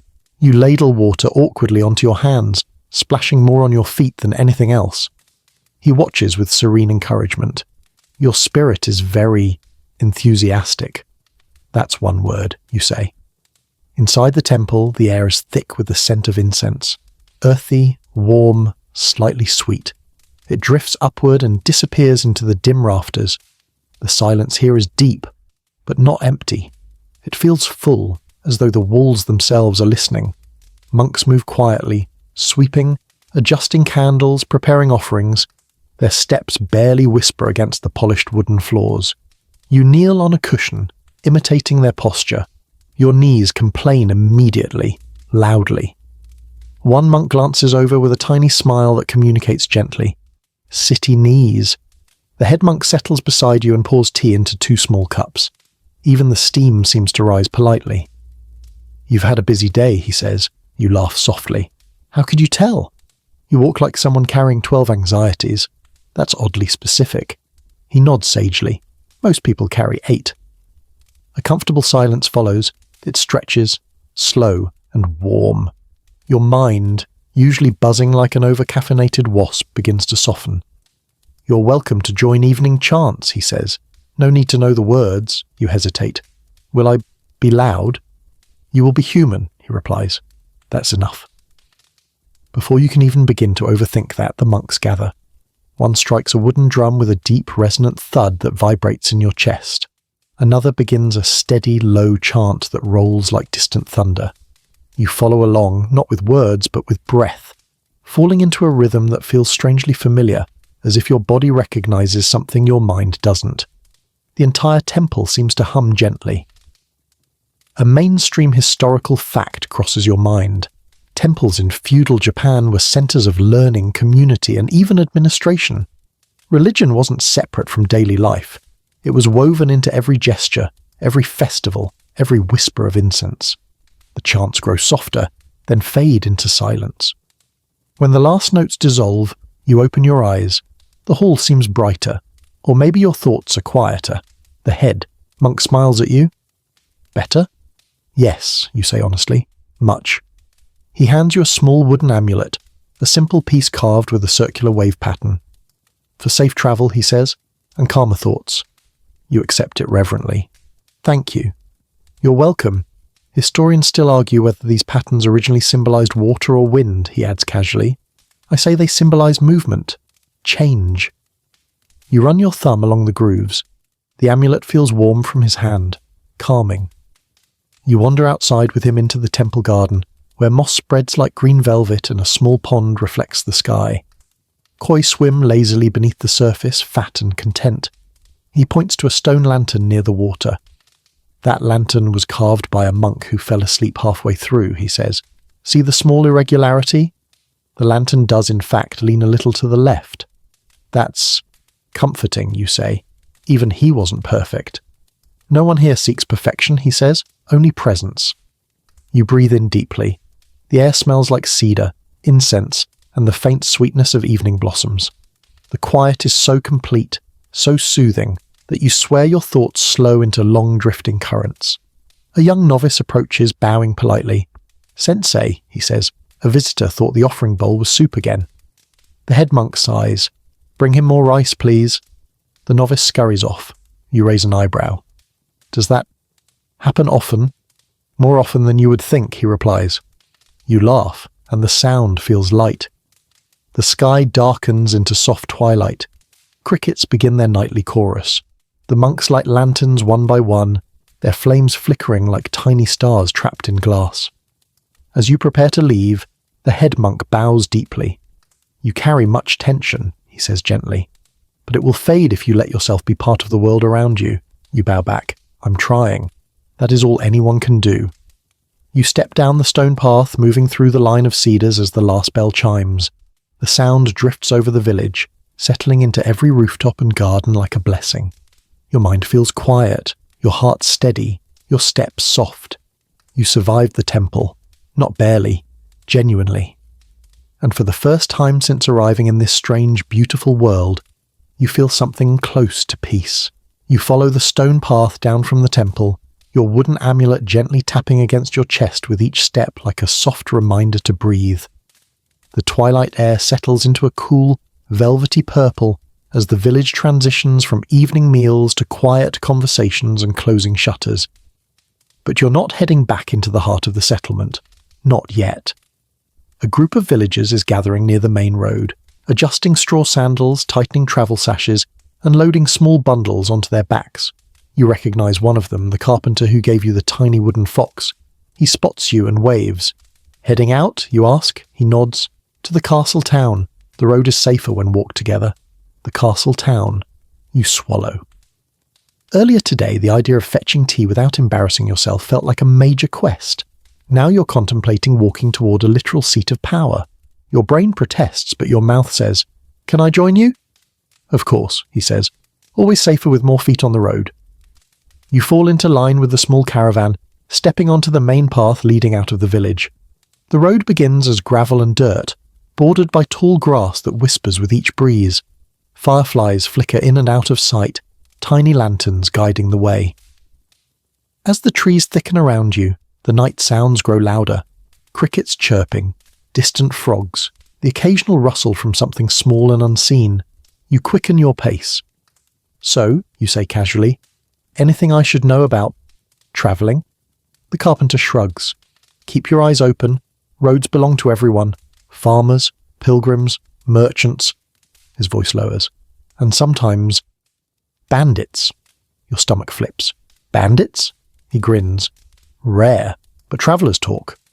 A lantern bearer ahead overhears and adds cheerfully, "Last year someone claimed a bandit took a nap in the middle of the road and asked passing travellers for rice balls as a toll." You blink. "Was that dangerous?" "Oh, terribly," the man says. "He snored so loudly it scared off the deer." The group laughs. You try, but your laugh is nervous. Still, the walk is calming. Your sandals crunch softly on the gravel. Lanterns sway with the rhythm of footsteps. The air smells like damp earth and soft pine. For stretches of time, no one speaks at all. A mainstream historical fact drifts up. Travelling in feudal Japan often required official permits called tagata, especially when passing through checkpoints. People couldn't just wander around freely. Travel meant scrutiny, questions, documentation. It was a world designed to keep movement predictable and power stable. As if on cue, someone in your group groans. "Don't forget," he says. "The barrier station will be open late today." "Barrier station?" you ask. The carpenter nods. "A sekisho. They'll check where we're coming from and where we're going." Your heart rate increases. You don't have papers. You barely have emotional stability. What if they ask for proof of residency? Birth records? A list of your last 7 addresses? A blood sample? "Relax," the carpenter says, noticing your expression. "You're with us. They'll assume you belong." Well, that's comforting. Kind of. You cling to your wooden fox charm for moral support. The road bends through a stand of cedar trees, their branches arching overhead like a natural tunnel. The moonlight filters through the needles in delicate silver nets.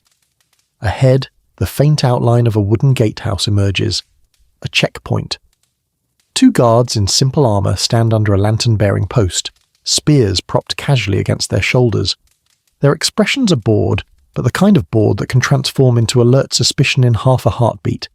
Your group slows. You try to stand straight but not too straight, calm but not suspiciously calm, respectful but not overly reverent.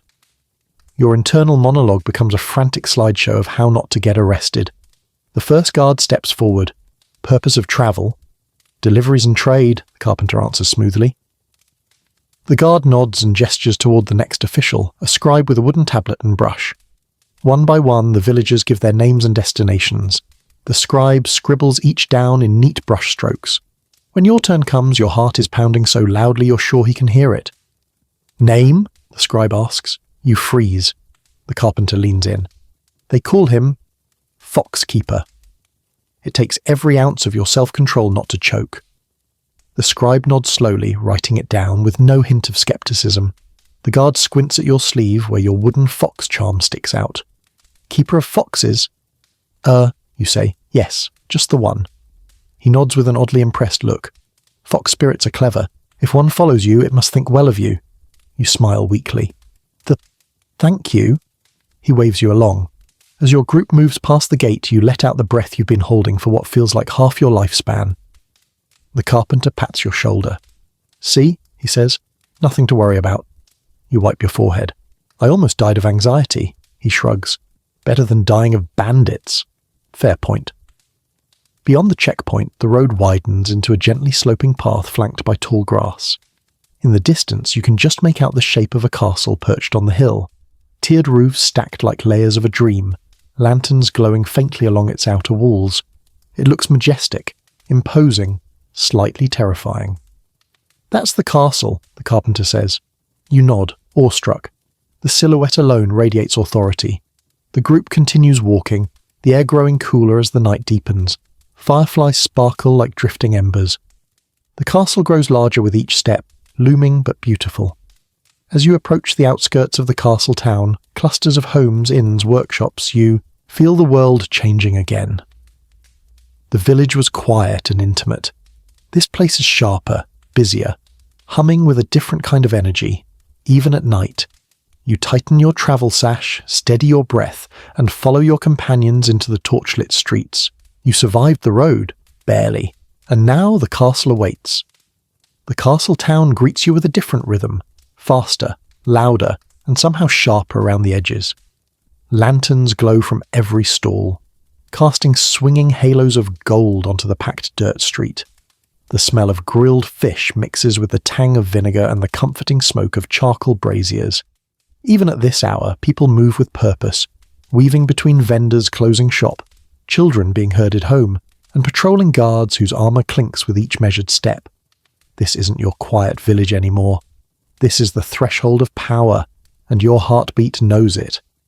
Your small travel group disperses into the night with bows and murmured goodbyes. The carpenter gives you a final friendly pat on the shoulder before disappearing down a narrow lane. You wouldn't mind being glued to his side for the rest of the journey, but you're on your own now. Ahead looms the castle gate. Even from a distance, you feel its presence like a pressure in the air. The wooden structure is massive, thick beams, high watchtowers, and a stone wall so solid it might as well have grown out of the earth. Torches burn on either side of the entrance, their flames tossing restless shadows across the gate's carved reinforcements. 2 guards flank the entrance, not the bored village sentries from earlier. These guards are alert, rigid, and wearing armor that looks like it could stop a stampede. One shifts his spear as you approach. The sound alone tightens your spine. You bow. They don't bow back. Instead, one steps forward. Purpose? Just one word. Sharp enough to slice rice paper. You clear your throat. Visiting? The town? The guard's eyes narrow. Gate is for castle approach. Town entrance is lower path. Oh, you point vaguely behind you. I missed the lower part. The other guard gestures with 2 fingers. That way. Try not to wander into forbidden areas. Your face burns. Yes, absolutely. Would never. Definitely not. You back away with the grace of a malfunctioning puppet, bow again, too low, too fast, and turn toward the indicated slope. Smooth. Truly smooth. You follow the path downhill, where a smaller, less intimidating checkpoint marks the actual entrance to the castle town proper. The young guard sits with his helmet off, lazily fanning himself. He glances up as you approach and waves you through with the enthusiasm of someone who desperately wants his shift to end. This is more your speed. The town's inner streets are lively even now. Inns hang cloth banners out front, warm light spilling onto the street. A group of merchants gather outside a sack shop, laughing loudly. A couple of children chase each other around a well, their sandals slapping the stones in a rapid rhythm. But despite the bustle, all roads seem to curve upward, toward the castle. Like the whole place leans into it. You walk along one of these upward paths, drawn closer by equal parts curiosity and dread. Each step brings the castle into clearer view, its layered roofs sweeping upward like wings, its white plaster walls gleaming under moonlight, its watchtowers standing vigilant and still.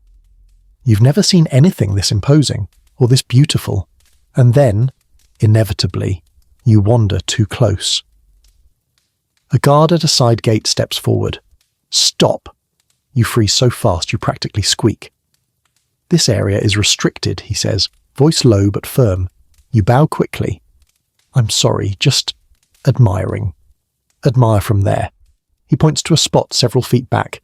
You shuffle backward like you're being remote controlled. Now, at a respectful distance, you continue watching the castle. Lanterns flicker behind the main gate. A pair of armoured samurai stride across a walkway above, their silhouettes precise and unmistakably dangerous. You sense instantly why people tread carefully here. A merchant sweeping outside a nearby shop notices your tense posture. First time? He asks dryly. You nod. Well, he continues, leaning on his broom, don't get too close unless you want questions. Questions, he nods. Where are you from? Who sent you? What business do you have here? Are you carrying anything suspicious? I have a wooden fox. That might count. You mentally clutch your sleeve charm protectively. The merchant smirks. Relax. Just don't wander through openings that look important. You glance around and realize every opening looks important. A group of officials passes, their robes swishing softly. Their expressions are unreadable, calm, but with the kind of calm that could cut through steel. You instinctively step aside and bow. They barely glance at you. A mainstream historical fact pops into your mind. Castle towns weren't just population centres, they were engineered hubs of feudal control. Every road channeled movement, every checkpoint monitored travel, every guard served the lord's influence. Safety and surveillance walked hand in hand. Which is exactly why noticing your surroundings matters, and why the guard shouting your way now is deeply concerning. You there, stop. You freeze. Again. A middle-aged samurai approaches, hand resting lightly, but definitely on his sword hilt. You look lost. You bow so deeply you almost headbutt the ground. Deeply lost. Extremely lost. Professionally lost. He stares at you. You swear he's trying to decide if you're harmless or suspicious. Finally, be careful. The castle grounds are not for wandering strangers. Yes, I'm leaving. You back away, trying not to trip over your own feet. He watches until you're safely several paces away, then continues his patrol. A nearby old woman chuckles. They like boldness but hate cluelessness, she says. So I'm doomed. Only mildly. She points you toward a small shop selling grilled mochi. Sit. Eat. Don't stand around looking like you expect the castle to adopt you. You obey, purchasing a warm, sweet-skewered mochi ball that melts instantly on your tongue. Comfort food is international. As you sit, you watch the castle from a safe distance. People move with purpose there. Guards marching, servants carrying crates, lanterns being adjusted with delicate care. The entire structure feels alive, breathing power into the town below. A quirky tidbit floats into memory. Some castle towns were designed with deliberate maze-like layouts, meant to confuse invaders and funnel them into dead ends.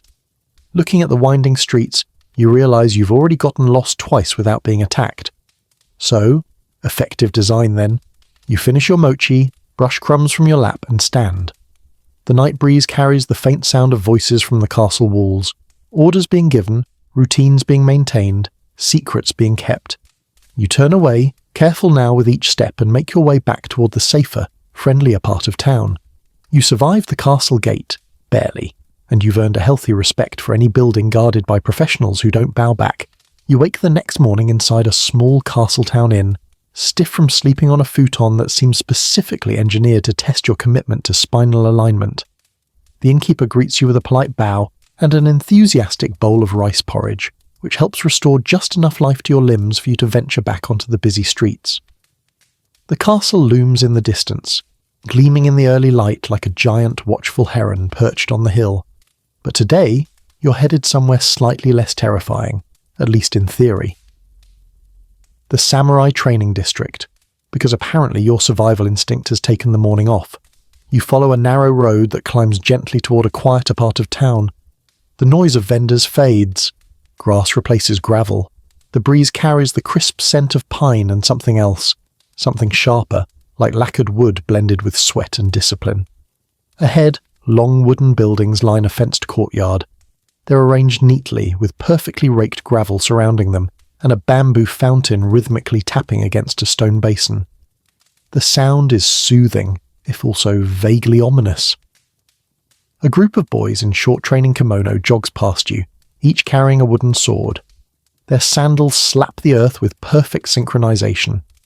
None of them look older than 12, yet their posture is straighter than yours has ever been. You step aside quickly. They don't break formation. A tall man in layered robes stands near the gate, watching them with hawk-like focus. He turns toward you. His expression says, "Visitor? Interesting." His eyebrows say, "Please don't cause problems." You bow deeply. He bows in return, though less deeply, because he's in charge and you are definitely not. "Curious traveller?" he asks. "Yes," you say, but the kind who watches quietly and stands far away from anything breakable. "That's good," he replies. "We have many breakable things, mostly spirits." You assume he means spiritual focus, not bones, though you're not entirely convinced. He gestures toward the courtyard. "You may observe if you wish. Do not interrupt." You nod vigorously. Interrupting samurai sounds like an excellent way to shorten your lifespan. He leads you to a shaded spot near the wall. From there, you can see the entire training yard, students practicing footwork, pairs sparring with wooden swords, instructors correcting stances with gentle but uncompromising taps of bamboo. The air rings with the thwack of wood striking wood. The movements are sharp, disciplined. Even the younger students show a focus that makes you question every extracurricular decision you made as a kid. One student, a boy of maybe 10, calls out a kie, a short cry of effort. It's high-pitched but fierce. The instructor corrects his grip, adjusting his wrist with 2 fingers. He is improving, the tall man beside you murmurs. Last year he could barely lift the sword. Amazing, you say. The man nods. He would train in his sleep if allowed. His mother had to confiscate his practice sword once. You laugh. Historians still argue whether samurai children trained more intensely than peasants ever worked, you joke. The man hums thoughtfully. Intensity varies, but discipline, that is universal. As you watch, another group enters the yard. Young adults this time, each carrying a long wooden staff. They begin practicing sweeping movements that look deceptively graceful. Within minutes, they're spinning the staves so fast you can barely follow. You shift slightly to get a better view and accidentally bump a bucket behind you. The bucket clatters. Every nearby student pauses mid-strike. Every instructor turns. Every bird in the entire prefecture goes silent out of solidarity. You freeze. The tall man beside you sighs softly, then says to the students, "Continue." They do, but now several of them are glancing at you between strikes, assessing you the way cats assess precarious furniture, curious, wary, anticipating disaster. You mouth an apology. The man gives you a sympathetic look. "Try not to touch things," he whispers. You nod. "Trying is my specialty." A few minutes later, he leads you into the dojo building itself. You remove your sandals and step onto the polished wooden floor. The interior smells like cedar, sweat, and incense. Scrolls hang along the walls, each bearing calligraphy and elegant strokes. One scroll near the center reads, Shinji-ti, mind, skill, body. The 3 pillars, the instructor explains. You bow respectfully. Beautiful. He gestures toward a rack of wooden swords. Would you like to hold one? Your soul leaves your body, but you nod. Carefully, so carefully. The instructor lifts a training blade and places it in your hands. It's lighter than you expected, yet perfectly balanced. The wood is smooth, warm from the sun. You lift it a little. You feel powerful, dangerously powerful. Do not swing, he warns instantly. You lower it immediately. Of course. He adjusts your grip, moving your hands only a hair's width. You hold it like someone afraid of dropping a cat. That's accurate, he chuckles. Firm but not tense. You try again, better. A nearby student glances over, sees your stance, and tries not to laugh. You don't blame him. The instructor steps back. Good. Now lower it before you break something. You obey so fast your wrist pops. As you set the sword back on the rack, you notice a row of lacquered armor displayed nearby. Helmets with ornate crests, breastplates polished to mirror shine, shoulder guards intricately laced with silk cords. Each piece is stunning. One day, the instructor says, these students will wear armor like this. And, go to battle, you ask? Training prepares them, he replies. But war is a rare thing now. Mostly they serve their lords, maintain order, and uphold the law. You nod, admiring the craftsmanship. It must take years to master. A lifetime, he corrects. A quirky tidbit surfaces in your memory, something about some samurai practicing calligraphy and poetry, as rigorously as martial arts. You mention it. He smiles. Yes. A warrior must be more than strength. He must have balance. He motions to the scrolls. Sword and brush, movement and stillness. You take that in, feeling a sudden, deep admiration for the complexity of this world. It's nothing like the dramatic movie versions you grew up with. It's quieter, heavier, more human. As you and the instructor return to the courtyard, you notice the youngest trainee is now practicing slow, deliberate steps, heel, then toe, body perfectly aligned. He's practicing walking, you whisper. Walking correctly, the instructor corrects. Most people never learn. You look down at your own feet, which are doing something. Not that. The boy stumbles slightly. The instructor claps once, a sharp sound. The boy straightens immediately. Better, the instructor calls. You whisper, he's intimidating. He is 10, the instructor replies. You clear your throat. A very powerful 10. Training continues until the sun hangs low, turning the courtyard gold. Students bow one by one, placing their wooden swords in neat rows. Instructors offer short words of correction or praise. As they disperse, the instructor turns to you. You observed well, he says. For someone unused to discipline. You bow. Watching is easier than doing. True, he says.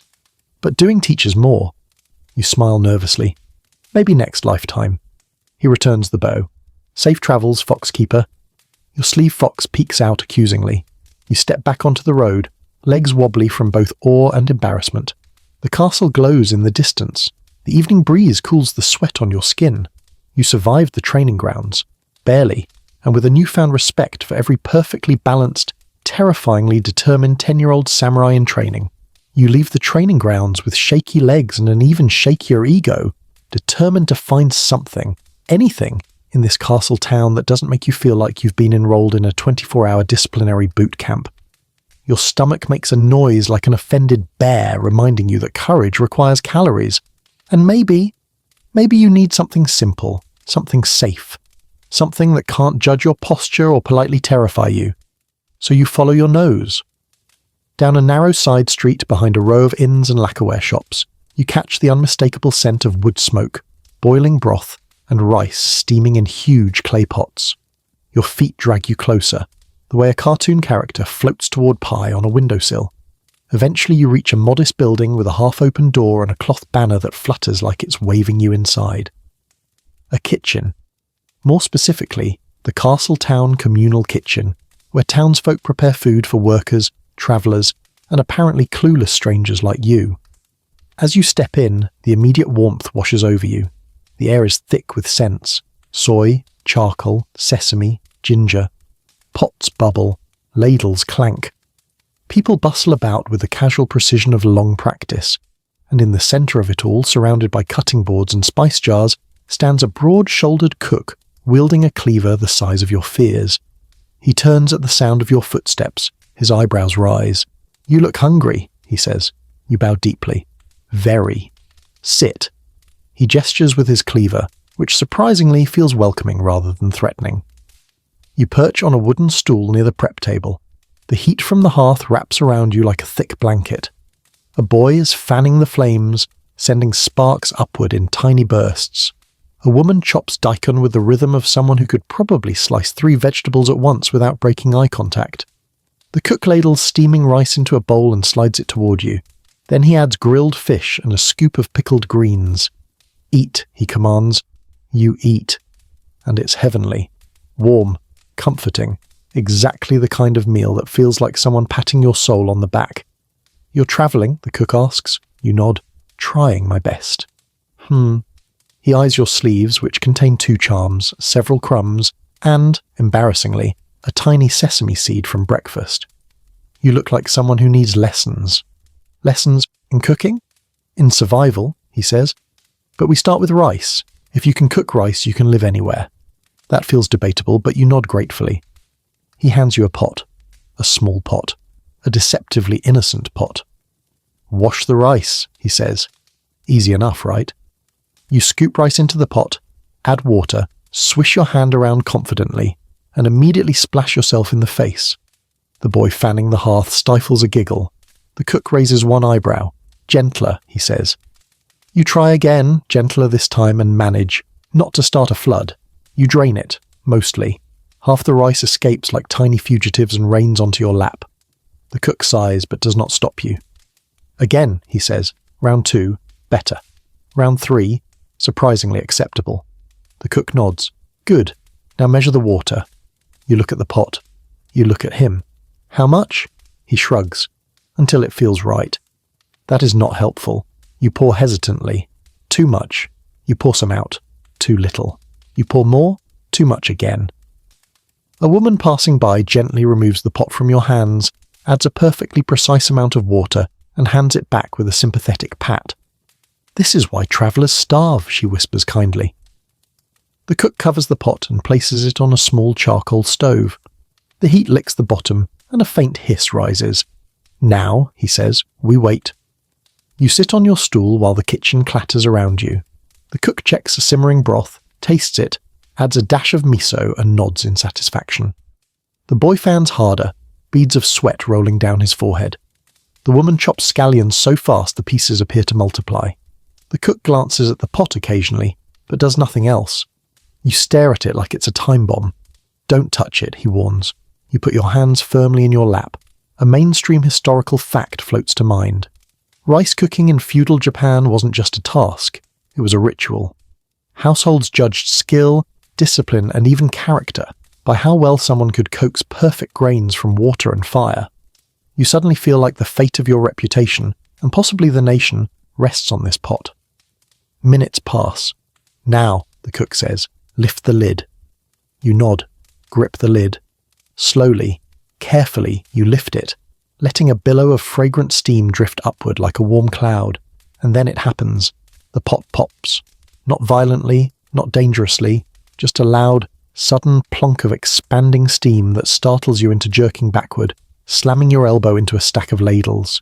They clatter to the floor like a metallic avalanche. The entire kitchen freezes. The cook stares at the ladles. You stare at the ladles. A moment passes, then the cook bursts into loud, hearty laughter that echoes off the wooden beams. Good, he says. Kitchen must be lively. You rub your elbow, relieved and embarrassed at the same time. The boy picks up the ladles and gives you an encouraging grin. Happens, he says. The cook scoops rice into a fresh bowl and hands it to you. Taste. You taste. It is okay, not great, not terrible. Definitely rice. A bit wet, a bit confused, a bit like it's wondering who raised it. You grimace. I'm sorry, the cook shrugs. Better than your washing, he winks.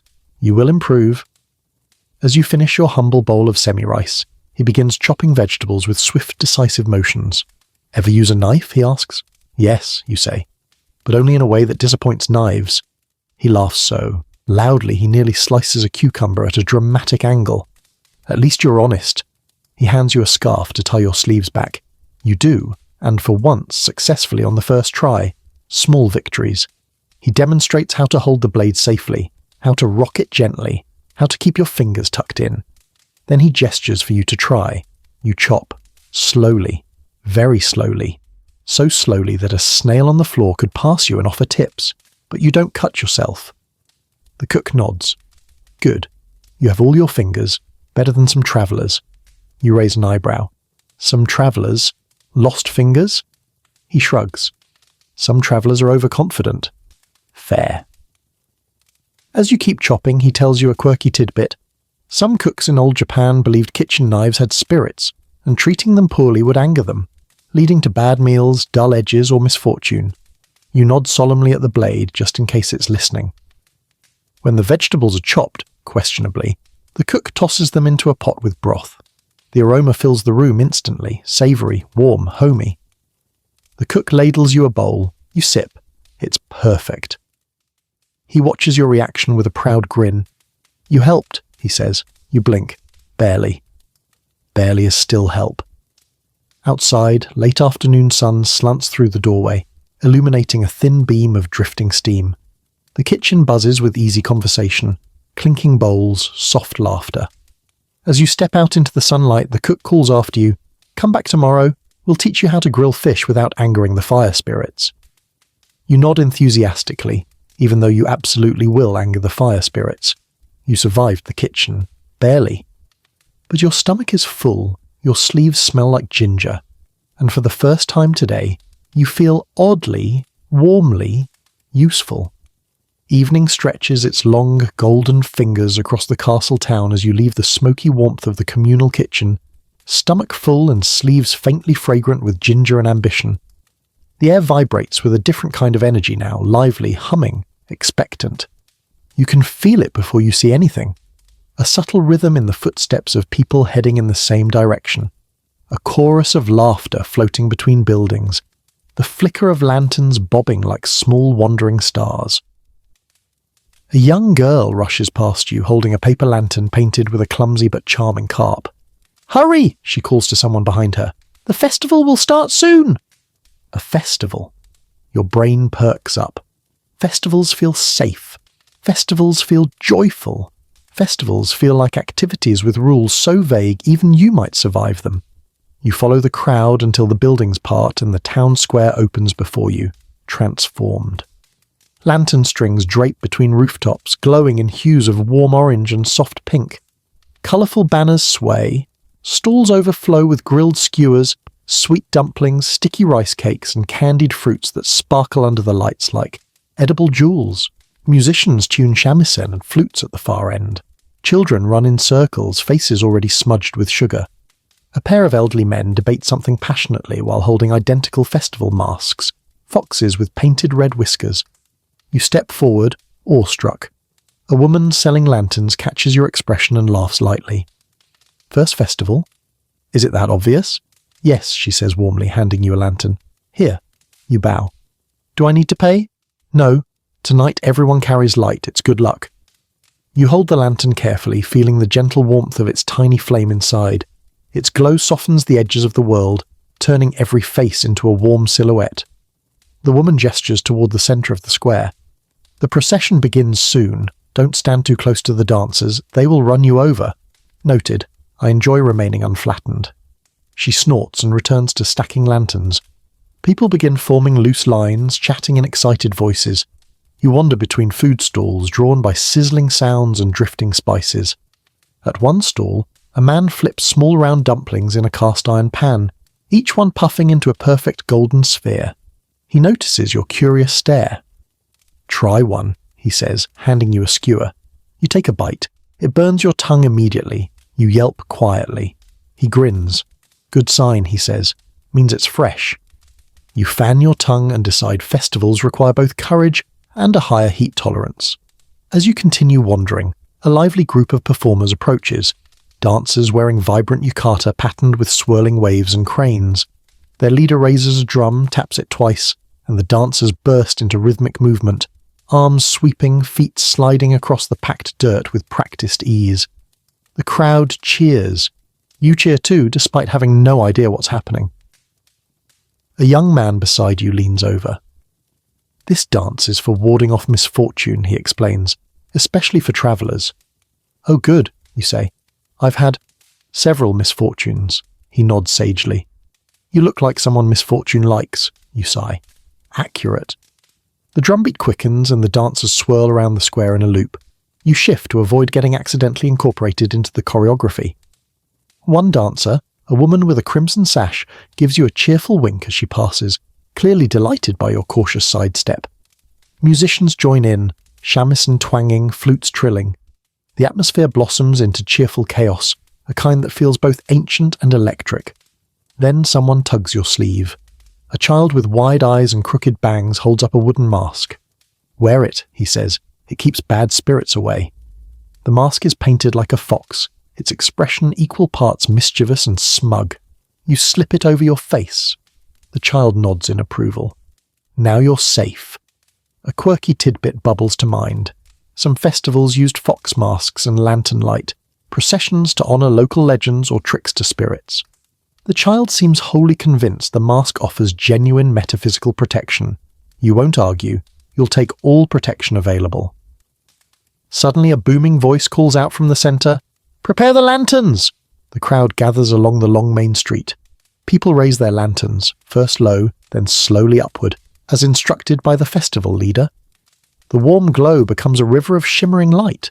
You lift yours too. The leader begins a chant, steady and melodic. The crowd joins. You don't know the words, but the sound washes over you, warm and grounding. A mainstream historical fact flickers through your mind. Many feudal-era festivals blended Shinto rituals with seasonal celebrations. They weren't just parties.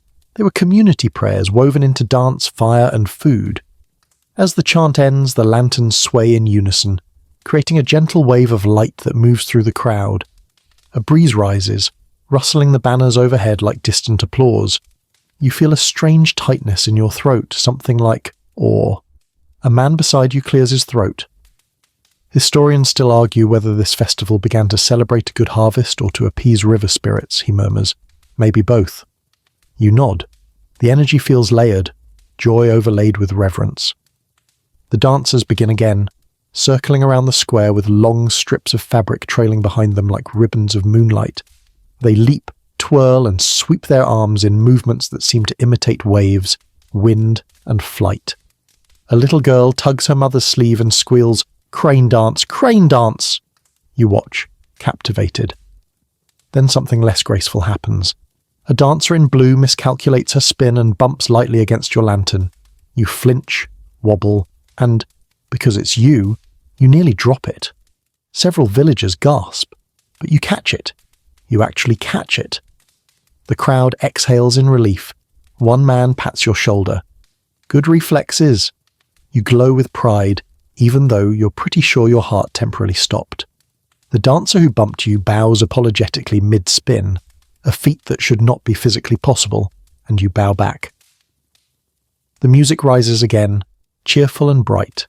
Soon, food trays pass through the crowd, sweet rice balls dusted with soybean flour, grilled skewers dripping with savoury glaze, small cups of mild sake passed with encouraging smiles. You try a bit of everything. You regret nothing. The night deepens, but the lanterns keep the square bright. Children play tag between dancers. Adults sip sake and gossip about whose lantern design is the most artistic. Two old men argue about whether this year's performance is better than last year's. "This year is clearly better," says one. "No, you're remembering last year incorrectly," says the other. "Impossible. My memory is flawless." "You forgot your own sandals last week." "Those sandals betrayed me." You quietly step away before getting pulled into footwear-related politics. The final dance begins, a slow, graceful sequence symbolizing gratitude for the year's blessings. The dancers move with deliberate steps, the audience bowing in small rhythmic motions. You join, bowing gently, mask perched on your forehead, lantern glowing soft and steady. As the last drumbeat fades, the crowd erupts in cheers. The festival dissolves into relaxed mingling, families gathering leftovers, vendors packing up, children refusing to go home. You might have eaten too much. Your feet hurt. Your sleeves smell faintly of grilled fish. But your heart feels full in a way that surprises you. You survived festival night. Not just barely, joyfully. And for the first time, you don't feel like an outsider looking in. You feel carried along by the warmth and rhythm of this community. The festival's warmth lingers in your chest long after the last drumbeat fades. Lanterns dim one by one, laughter drifts homeward, and the smell of grilled skewers slowly thins into the cool night air. You walk through the castle town feeling light, full of food, full of wonder, full of the kind of tired happiness that makes the world feel just a little softer. But softness never lasts long here. By the time you reach a modest guest house near the town's edge, the sky is thickened with clouds, heavy, restless, swollen with something ominous. The innkeeper, an elderly woman with a voice like worn silk, ushers you inside with a gentle warning. Storm coming. You nod, though the first fat raindrop hits your cheek before she even finishes the sentence. Inside, she shows you to a small tatami room with a simple futon, a wooden pillow stand, and shoji screens that tremble faintly with every gust of wind. You thank her, bow, and settle down with a content sigh, eager for sleep. The rain begins softly, pattering against the wooden eaves, peaceful, almost musical. Then the wind picks up. The shutters creak. Something rattles. You sit upright just as a sudden crack of thunder shakes the entire building. The shoji screens shiver like they're suddenly very aware that they're made of paper. "Perfect," you mutter. "My room is basically a rice cracker." The storm escalates quickly, wind whipping sideways, rain hammering the walls with 1,000 tiny fists. The once soft patter transforms into a relentless roar. You pull your blanket around your shoulders like a defensive cloak. A lantern flickers. The floorboards groan.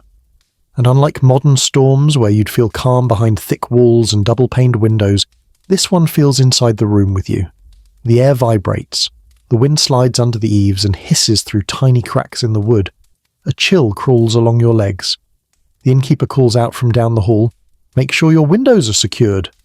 You scramble to check them, sliding the shoji panels into place. They rattle violently when the wind slams against them. You brace one with your hand, and instantly realize how fragile these walls really are. It's like trying to shield yourself with a napkin during a hurricane. A gust hits so hard that the paper bulges inward. Your heart stops. You put your shoulder against the wooden frame, which does precisely nothing except make you feel like you're at least emotionally supporting the structure. You mutter to yourself, "You wouldn't last an hour in feudal Japan during monsoon season." Joke quota. 1. A bolt of lightning flashes, and the room fills with stark white light, then darkness. The thunder follows immediately, so loud you briefly question whether the castle has exploded. You leap backward, nearly tripping over your futon. The old grandmother next door shouts, "Nothing to worry about." You shout back, "I believe you emotionally but not physically." Thunder answers for her. Rain sneaks under the edge of the tatami mat near the window. You scramble to wipe it with your sleeve, because that's apparently your crisis plan now. As you crouch near the damp tatami, you notice how the wind pushes and pulls at the beams. You remember a mainstream historical fact. Feudal Japanese homes were flexible by design, meant to sway with earthquakes and storms rather than resist them rigidly. You're grateful for the engineering, right until another blast of wind makes the entire building sway just enough for you to squeak audibly. Somewhere outside, a loose shutter slams repeatedly. The rhythm is irregular, like a heartbeat having a mild panic attack. You try to ignore it, but it feels impossible. You glance toward the shoji panels, imagining them suddenly flying open and unleashing the full force of the storm into your room. And that's when you hear it. A whisper. A soft, eerie, sliding whisper from the ceiling. You freeze. It continues, something small, moving across the wooden beams overhead. Your brain instantly provides an unhelpful list.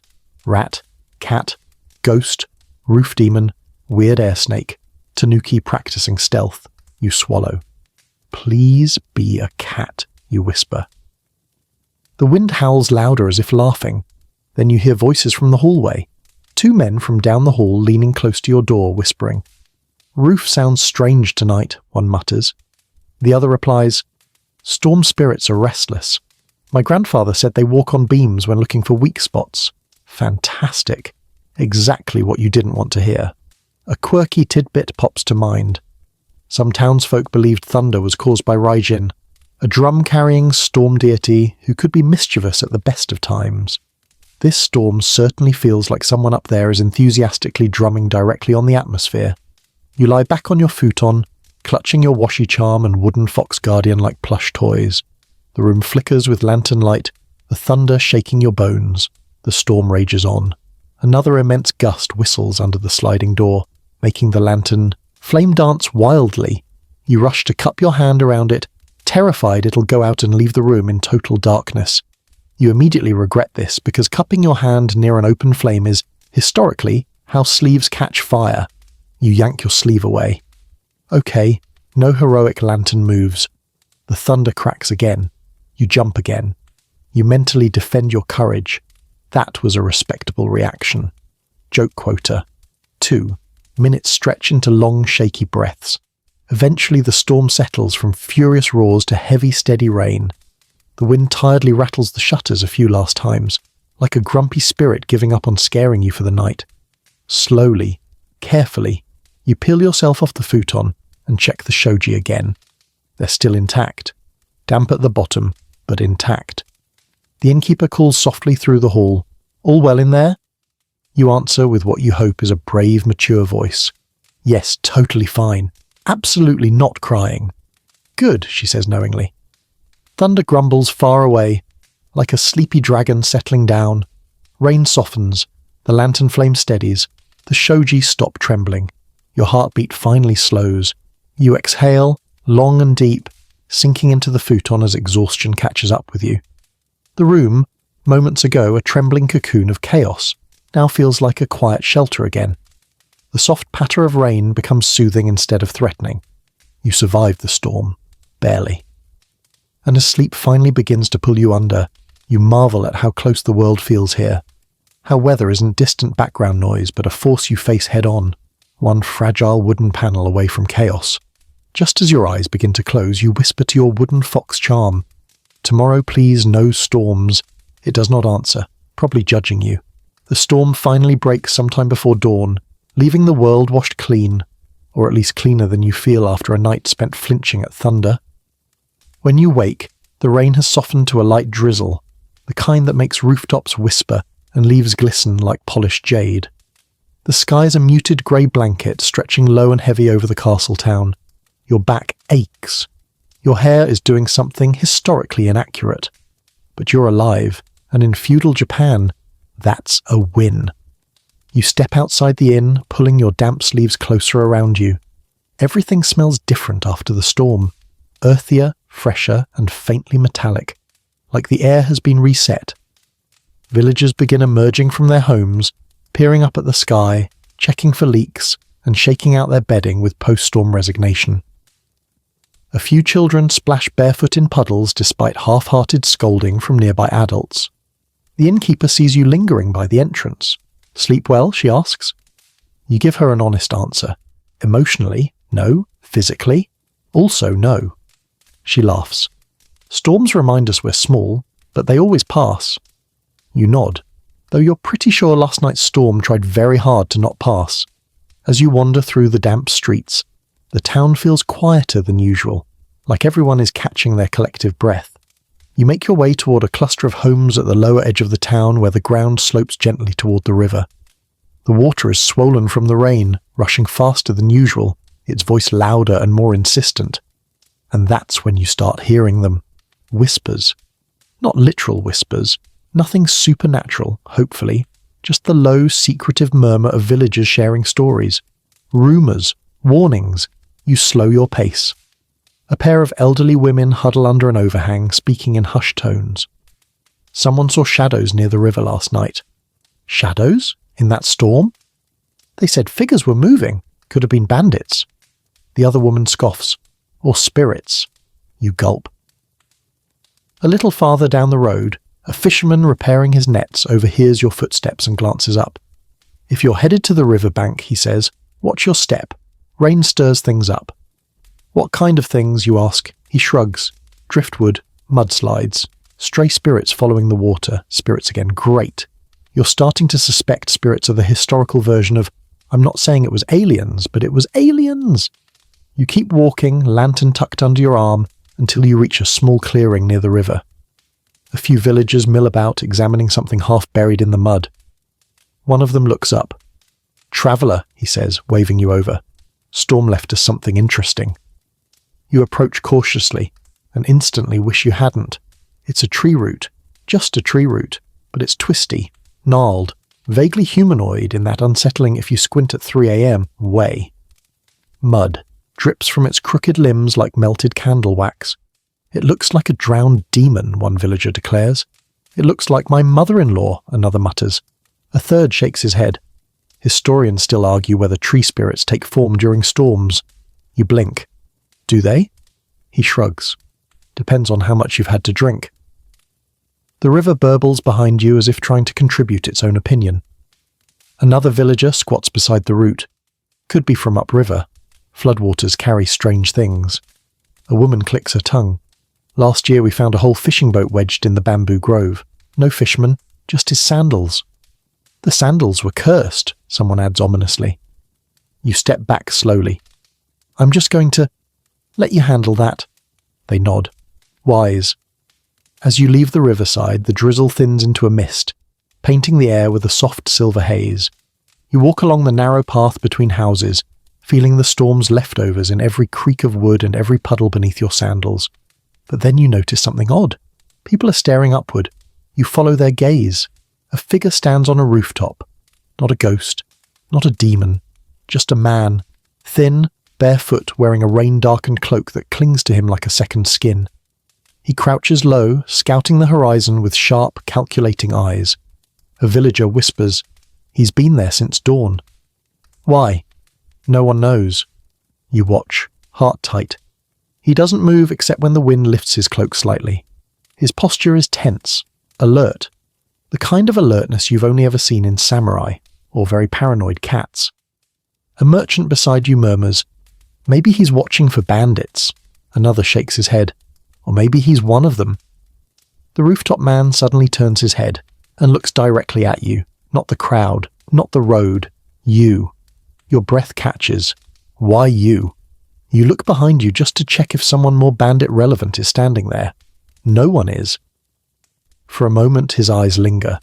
Then he stands, fluid as water, and leaps across to the next roof. You expect to hear tiles clatter, wood splinter, something. But his landing is nearly silent.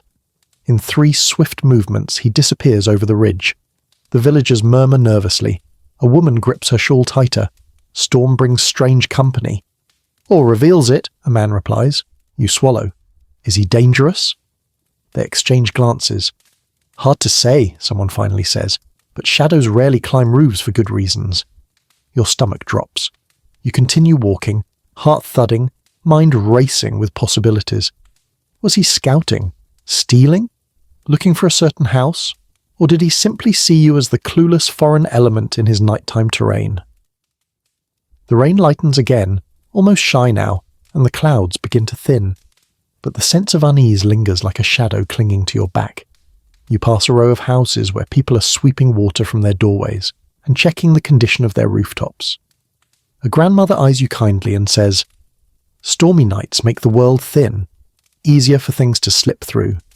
You force a smile. "Things?" She nods.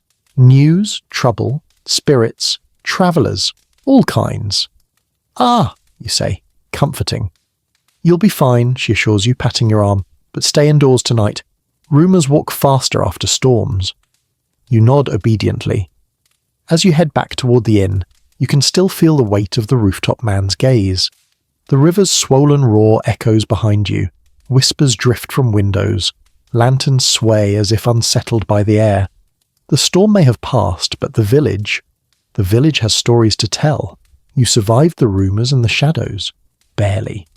And as you slip into the safety of the inn once more, you can't shake the feeling that feudal Japan holds far more mysteries than you're ready for. Morning breaks slowly, as if the sky itself is still tired from last night's storm, and honestly, you relate. The clouds hang low and pale, shredded at the edges by early sunlight. The air smells like damp earth and faint wood smoke drifting from breakfast fires. You step outside the inn, rubbing sleep from your eyes, and the world feels cautious, like everyone is waiting to see what shape the day will take. The castle town stirs awake in soft, staggered waves. A vendor sweeps rain-soaked leaves from her doorstep. A pair of carpenters haul damp planks toward their workshop, muttering about repairs. A little boy jumps over puddles with the bravery of someone who has yet to experience knee pain. Everything feels familiar, yet slightly askew, as if the storm rearranged the furniture of daily life and everyone's pretending not to notice. You wander through the streets, past the river, now calmer but still swollen, and into the quieter outskirts. The festival laughter from yesterday feels like a distant dream. The rooftop shadow from last night lingers in the corners of your memory. You shake the thought off and follow the dirt path leading back toward the village where your strange week began. As you walk, your feet fall into a slow, steady rhythm. The ground squelches in spots, the mud still soft from the storm. A farmer and his daughter pass you, carrying tools repaired hastily with twine. The girl bows shyly. You bow back. Perfect angle, clean timing. Look at you, a bowing professional now. The farmer chuckles. You've been learning? You nod, trying not to offend every person I meet. That's more than most strangers manage. You continue on with a little bounce in your step. The sky begins to brighten, and sunlight glints across the paddies in shimmering slivers. Farmers are already knee-deep in the flooded fields, checking the seedlings, tying bamboo stakes, and debating something animatedly. One waves you over. "Foxkeeper," he calls. You nearly choke on your own breath. The nickname has apparently travelled faster than the storm. "You helped in the paddies earlier," he says. "You should see how the fields look after rain." You approach carefully along the narrow ridge. The air is heavy with the smell of mud and spring water. The rice sprouts look different today, brighter, almost relieved. The farmer explains, "Rain brings troubles, but also blessings." A mainstream historical fact rises. Seasonal rains fed the irrigation networks that sustained entire regions, yet they could also drown or rot crops. A delicate balance, forever at the mercy of weather. The farmer dips his hand into the water to check the temperature. Historians still argue whether old planting songs were practical or spiritual, he says. My grandmother sang them anyway. He hums a few notes, soft, lilting, ancient. You smile. It's calming in a way that feels older than the village itself. As you continue walking toward the village centre, you pass a few women hanging laundry in the sun. They chat quietly about the storm, and one says, "Someone saw footprints on a roof this morning." Someone else replies, "Probably just a boy hiding from chores." You pretend that explanation comforts you. Further on, the village headman stands outside his home, checking the beams for damage. He spots you and waves you over. "Good timing," he says. "We're reviewing the boundary stones after the rain." You follow him to the same little clearing where the goat drama unfolded. The two men from before are there again. Calmer, perhaps even cheerful. The goat is also present, munching grass with its usual oblivious intensity. The headman inspects the rock, nods once and says, "It has not moved. Harmony remains." The men sigh in relief. One pats the goat's head. The goat ignores him. "You've had an eventful week," the headman says to you as you continue down the path. That's one word for it. He folds his hands behind his back. "Our world is quiet, but never simple. You've seen that now." You nod. You have. Every day was something else. Bowing disasters, ricefield mud traps, samurai side-eye, fragile shoji doors, bathhouse embarrassment, tea ceremony panic, bandit rumours, storm terrors. You've been humbled, surprised, confused, soaked, and fed. You've survived tasks you didn't know existed. As you near the village edge, a group of children runs toward you. "Lantern person," one shouts, "show us your fox charm again." You oblige, letting them inspect it like it's a magical artifact. One child whispers, "It protected you during the storm. Spirits like foxes." You lean in conspiratorially. "I think it just likes judging me." They giggle and run off, leaving you alone with the quiet breeze. You walk a little farther until the fields thin and the village unfolds around you in warm, familiar shapes. Wooden roofs, smoke trails, distant clappers stored neatly for tonight's patrol. The world feels slower here, softer, home-like, in a way you didn't expect. A woman steps out of her doorway and waves. It's the one with the shoji doors you nearly destroyed on your first day. She hands you a small cloth bundle. "Travel food," she says, "in case you walk far." You thank her, throat tightening a little. Then the temple bell rings in the distance, low, steady, resonant. A cue, a reminder. Your week is ending. The villagers go about their routines, and for the first time you're not just observing, you're part of the rhythm. The air moves around you, not past you. You've become, however briefly, woven into the quiet heartbeat of the village. You survived the week, barely, and somehow, beautifully. The sun sinks lower now, its warm light stretching gently across the fields, as though smoothing every wrinkle from the long, stormy night you endured. The village exhales with you, soft and slow, settling back into the hush of evening. The air cools, carrying the faint scent of cedar and warm rice drifting from half-open doorways. A few lanterns flicker on. Their glow tender rather than bright, each one a tiny oasis of calm in the dimming light. Your footsteps grow quieter on the path, falling into an easy, unhurried rhythm. The world no longer feels sharp or urgent. Even the wooden beams of the houses seem to relax, their silhouettes softening under the pastel sky. Far off, a single crow calls, lazy and unbothered, before gliding down into a pine tree. You pause near the shrine gate, letting the stillness settle around your shoulders like a blanket. The gentle clink of wind chimes drifts through the air, slow, uneven, comforting. A monk passes by, his sandals whispering against the stone, and offers you a calm, knowing nod before continuing on toward the temple. The day folds itself into quiet layers, each one softer than the last. You feel your breath slow, each inhale deepening, each exhale loosening something behind your ribs. Even your thoughts drift more slowly now, settling like silt in a clear riverbed.